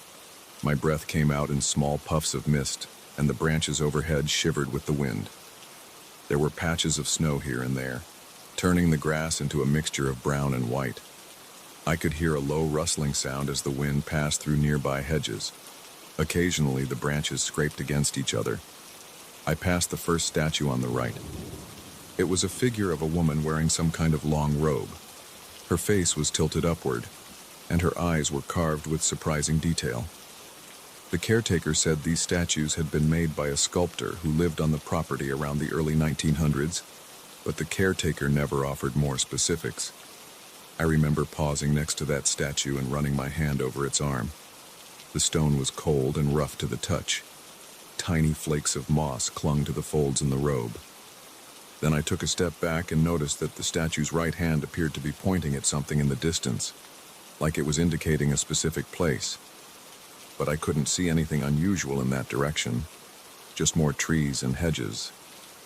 I continued along the path and saw more statues. One was a bearded man holding a shield in one hand and a sword in the other. Another was a kneeling figure with a hood. There was also one that looked like a generic soldier, with its head turned slightly to the side. The thing that caught my eye, though, was the angle of the soldier's head. It looked different each time I circled around it. I first saw it from one side, then I walked around a bush to approach it from a different angle. When I looked back at the statue, I could have sworn its face had shifted. It was subtle. I'm talking a matter of a few degrees, but I felt my stomach tense. I told myself it was just the change in perspective. I didn't say anything out loud. I just stared at that statue, focusing on the angle of the jaw and the tilt of the eyes. After a few seconds, I shivered, not just from the cold, but from the feeling that something was off. I looked around to see if there was anyone else in the garden, but there was nobody. I only saw the thick hedges and more statues up ahead. The wind picked up a bit, stinging my face again. I forced myself to move on. Near the center of the garden, I found a large stone platform. It was about 2 feet off the ground and covered in leaves and dirt. On top of it stood 3 statues in a triangular arrangement. Each one was a different figure. One looked like a woman with her arms raised. Another was a man bending at the waist. And the third was a slender figure with no distinct gender. They were turned in different directions, like they were each looking at a different part of the garden. I walked a slow circle around the platform, listening to the crunch of old leaves under my boots. I saw footprints in the dirt, though they seemed faint.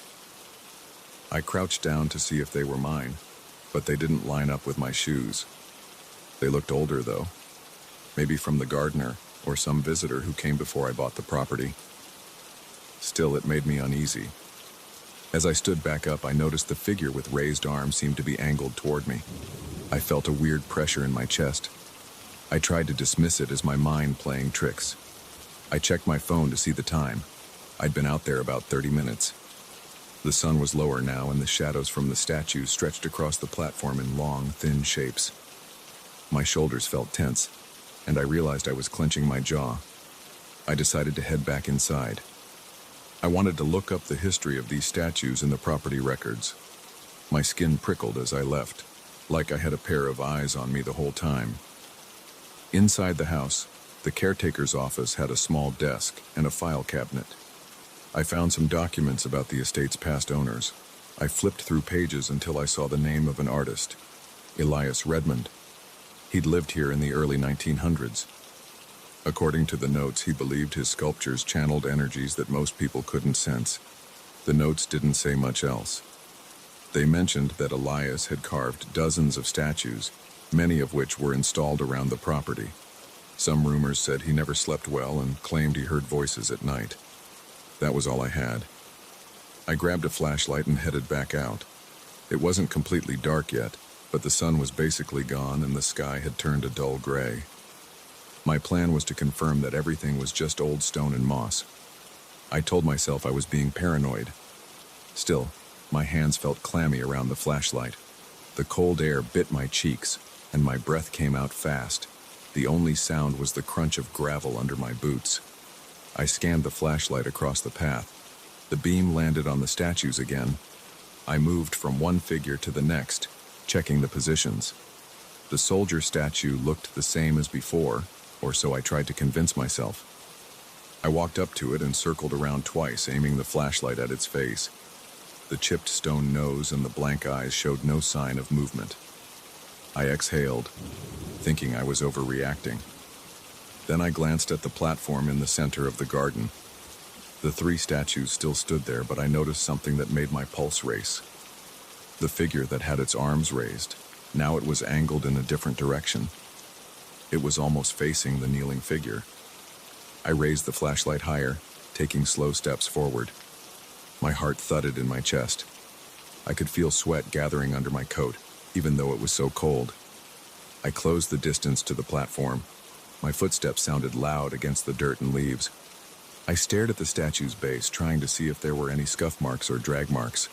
The ground looked undisturbed. The statue was heavy, probably a few 100 pounds. I couldn't imagine any person moving it without leaving a trace. I pressed my hand to my mouth, breathing hard. My eyes flicked from the statue's arms to its cold, carved face. I saw no explanation. There was no rope or tool, and the surface of the platform looked the same as before. My flashlight beam drifted over the two other statues. The kneeling figure appeared slightly off balance, like it was leaning more than I remembered. The slender statue had the same posture as before, but I got the impression it was pointing its chin at me. My mind raced. I felt shaky, and my chest felt tight. I backed up a few steps, not turning away from them. Then, I turned on my heel and walked back to the house. My legs felt weak, and I gripped the flashlight like a weapon.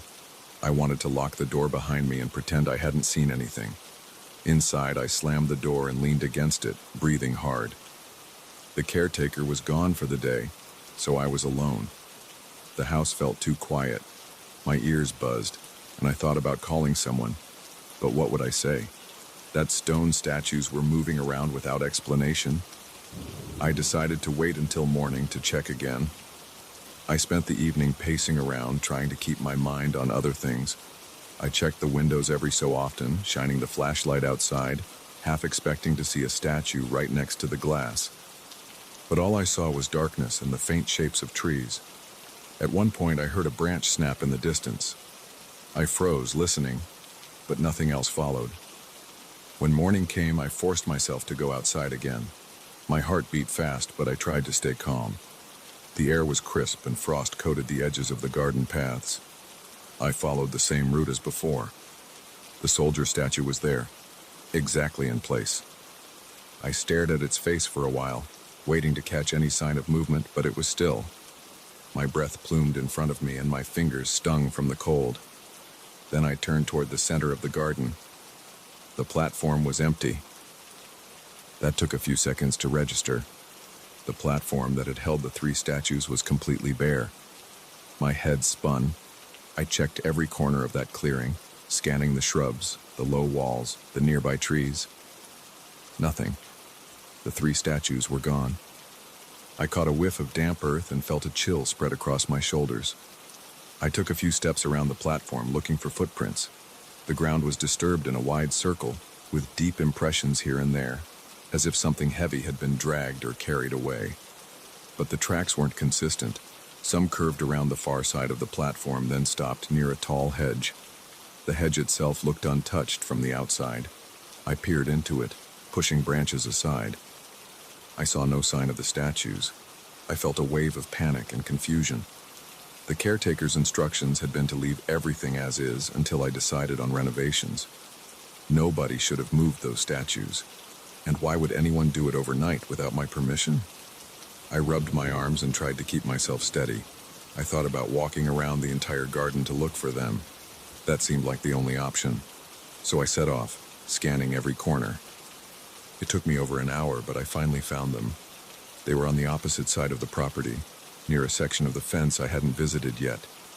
That area was overgrown with tall grass and tangled vines. The three statues were arranged in another triangular formation, this time with a kneeling one in the center. The figure with raised arms stood behind it, and the slender statue was to the left.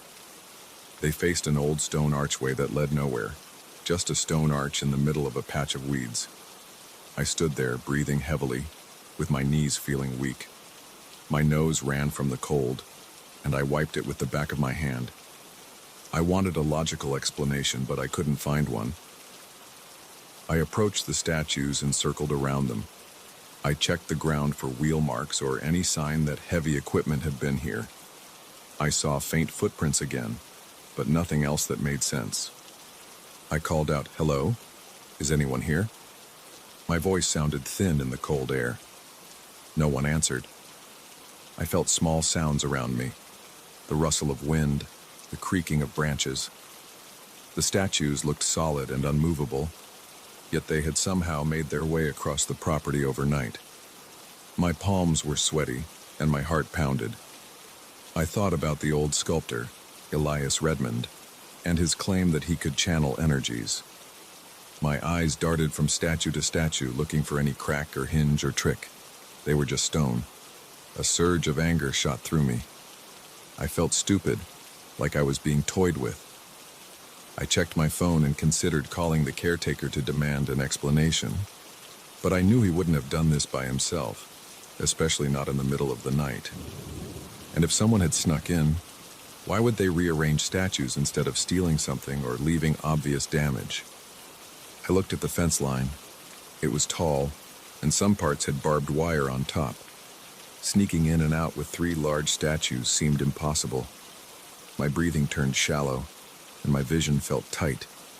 I walked up to the statue with raised arms and put my hands on its shoulders. The stone felt freezing against my palms. I tried to shake it, but it barely budged. I let out a grunt of frustration. Then I stepped back, scanning the area again. The archway loomed there, covered in vines. I noticed faint carvings on the arch's surface, but I didn't recognize them. They looked like swirling shapes, maybe more of Elias Redmond's handiwork. I muttered to myself, cursing the situation. I felt trapped by confusion. After standing there for a while, I took pictures with my phone. I wanted evidence of this new arrangement. Then I stepped through the archway to see if there was anything behind it. Just more tall grass and a cluster of gnarled bushes.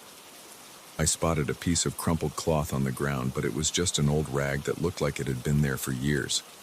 My eyes darted around, and I kept expecting something to jump out or some figure to appear, but I was alone.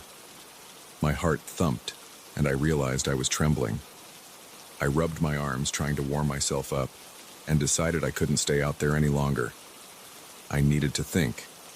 I needed to figure out if I was losing my mind, or if something was actually moving those statues. I turned back toward the house, shooting one last glance at the statues. They looked still, but I couldn't shake the feeling that they were watching me leave. On my way back, I kept my eyes on the garden paths and the other statues.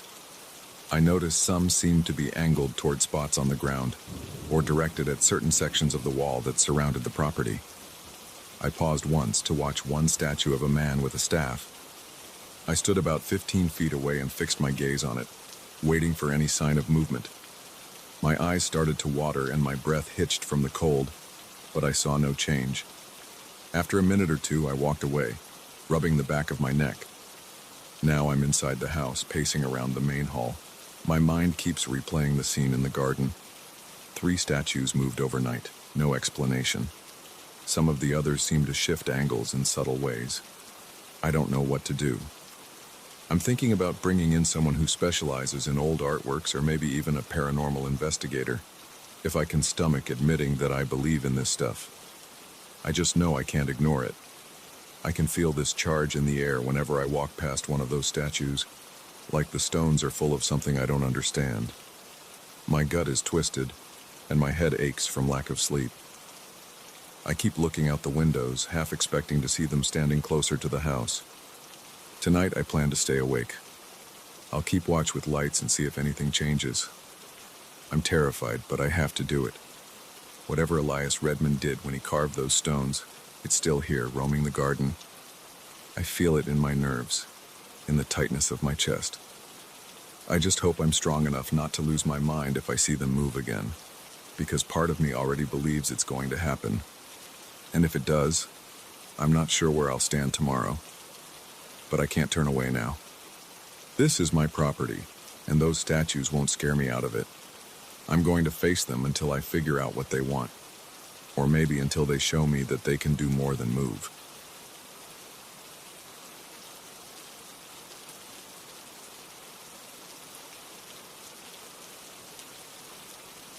I picked up an antique mirror last month because it looked interesting and the price was right. I didn't expect it to shake up my life. I'm not someone who believes in strange stuff. I usually ignore weird stories.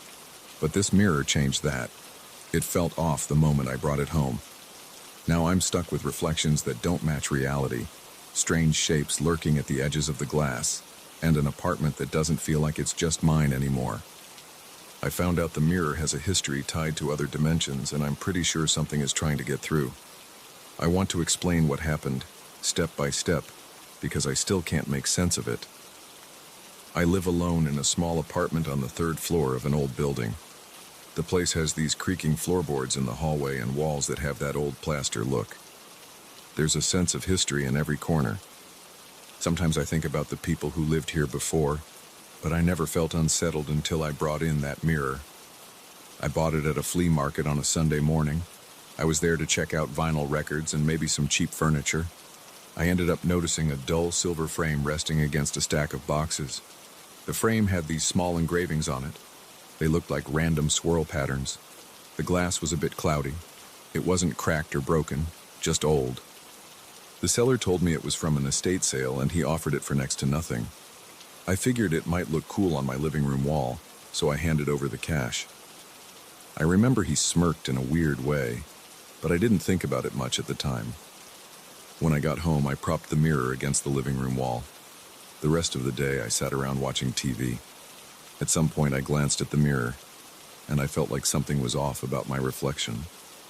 The colors in the glass were slightly duller. My face looked a bit distorted. I thought maybe the mirror was warped from age. I shrugged it off and went back to my show. That night, I carried the mirror into my bedroom. I had an empty spot on the wall next to my closet, and I thought it might be a good place for it. I hung it up with some nails and made sure it was level. I stepped back to admire it. It made the room look a bit bigger, even though I couldn't see perfectly through the old glass. Nothing else happened that night. The next morning, I woke up feeling a slight chill, even though the heater was on. I glanced over at the mirror. The reflection of my bed was there, but I swear the bedspread color looked washed out, like the color was drained. I walked closer. I tapped on the glass. It felt solid. I touched the frame. There was a faint vibration, almost like a low hum. I rested my ear against it. I couldn't hear anything specific, it just felt like static. My heart started beating faster. I was more curious than scared at that point, so I just shook my head and decided I was still half asleep. Over the next few days, I started noticing odd reflections in different parts of the apartment. I moved the mirror to the living room so I could see my couch and TV in the reflection. One night, I was playing a game on my console and I glanced over at the mirror. My reflection in the mirror didn't match my actual posture on the couch. In the mirror, I looked like I was leaning forward, but in reality, I was leaning back. My eyes locked onto the glass. I tried to move my arm. In the mirror, the movement came a second later, like a delayed video feed. I felt my chest tighten. My breathing got shallow. I whispered something to myself. I think I said, "What the hell?" I stared, and after a moment it seemed to sync up again. I got up and walked over to the mirror, put my hand on it and pressed lightly. It was cool to the touch. I tried to see if maybe there was some weird lighting or angle, but nothing made sense. That same night I heard soft scraping sounds. They came from the direction of the mirror. It was like fingernails on a window, but very faint. I muted the TV. I could still hear it. It stopped when I got close to the mirror. My pulse was pounding. I felt the back of my neck tingling. I remember saying out loud, "Is someone there?" I was talking to a mirror. I felt a little stupid, but I couldn't ignore the chills in my arms. The scraping didn't start again that night, so I convinced myself I had imagined it. The next day I went to work. The whole time I kept thinking about that mirror. I asked a coworker if they'd ever owned an old mirror. They laughed and said no, and we moved on to other topics. After work, I passed by a local antique shop. I decided to go in and ask about old mirrors. The owner was reorganizing some shelves. I explained I had a vintage mirror with swirl patterns on the frame. She started asking me questions about any markings or stamps. I described the patterns. She paused and told me she had heard rumors about certain mirrors that were believed to be gateways to other worlds. She said it like a fact, not like a joke.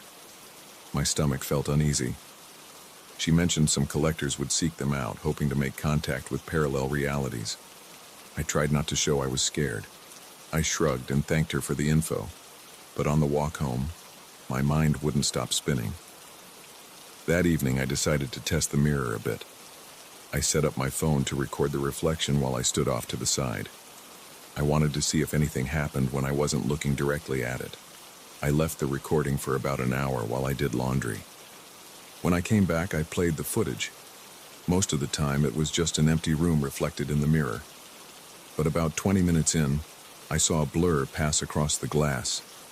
It looked like a shape, maybe a person, but there was no one in the living room. My heart pounded. I rewound it and watched again. The shape was quick. It almost looked like it was leaning forward, staring out of the mirror. Then it was gone. I felt sweat on my forehead. I paced around the living room. My mouth was dry. I didn't know what to do. I thought about throwing the mirror out, but I also wanted to understand it. I tried sleeping that night, but every small noise made me jump. The mirror was in the living room, but I swear I felt like it was watching me even from there. My bed felt uncomfortable, and the blankets made me sweat. Around 2 a.m., I walked into the living room. I turned on the lamp. The mirror was sitting on the wall, reflecting the faint glow of the lamp. I stepped closer and looked. My reflection was normal, but the background behind me looked slightly different. It had a weird haze. I turned around to check if something was there. The room behind me looked fine.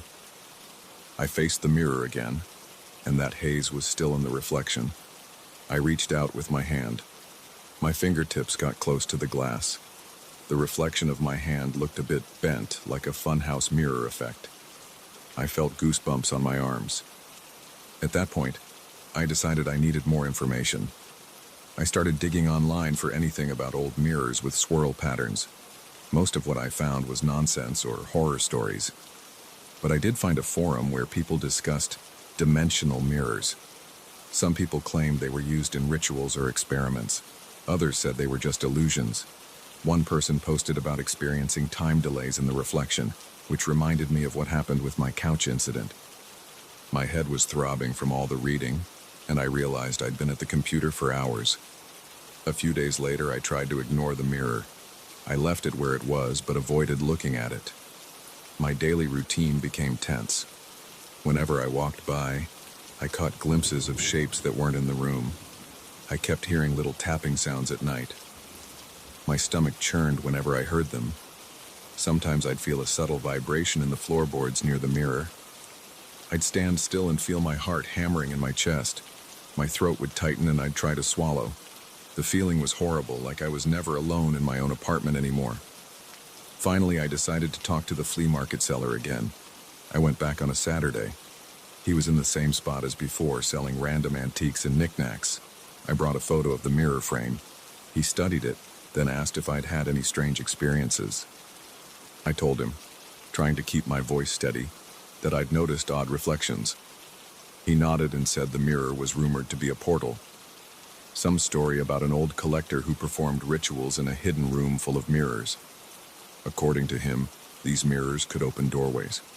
I asked what that meant, and he just said, "I don't know much else." He looked uncomfortable, and then he offered me a refund.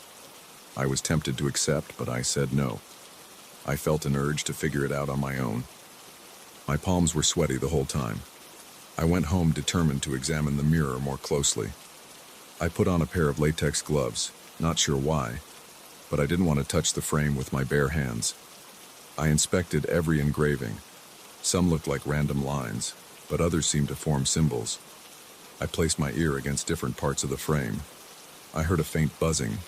My heart started racing. I used a flashlight to check the backing, expecting to see some kind of hidden panel. The back was just old wood. I ended up sitting on the floor staring at the glass.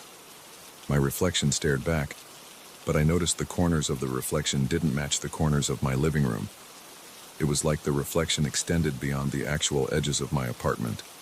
I couldn't see anything clearly, just shadows at the sides. I felt pressure in my chest, like I couldn't breathe right. Later that night, I tried to sleep but woke up around 3 a.m. because my living room lights turned on by themselves. I stumbled out of bed and found the lamp shining. The switch was flipped up.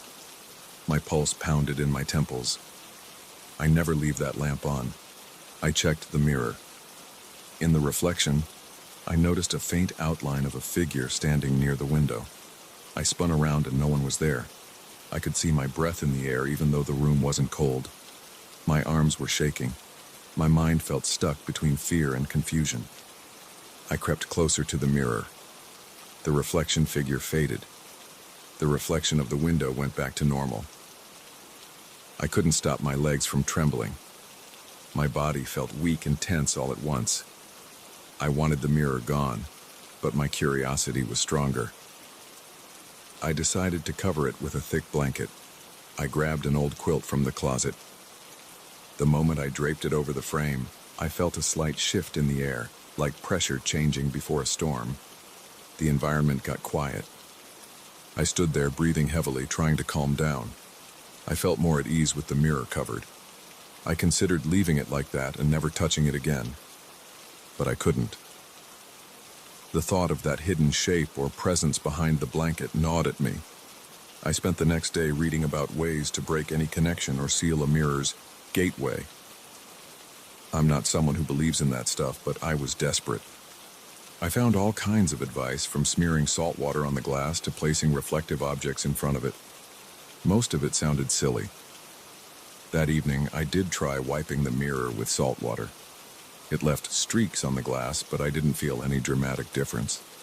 I kept it covered when not in use. A few times I caught myself listening for those faint noises at night. Some nights, I heard tapping under the blanket. Other nights, there was nothing. My gut twisted whenever I heard the tapping. It reminded me that something was there, I started feeling like I was being observed, even when I was in the kitchen. I kept looking over my shoulder at the living room doorway. My posture got tense, and my shoulders ached from constantly being on edge. I'd sweat through my t-shirt even if the room was cool. I contacted the antique shop owner again and asked if she could examine the mirror in person. She agreed, but she seemed hesitant. She came over one afternoon. I uncovered the mirror and turned on all the lights. She walked around it and ran her fingers along the frame. Then she stood in front of it, looking at her own reflection.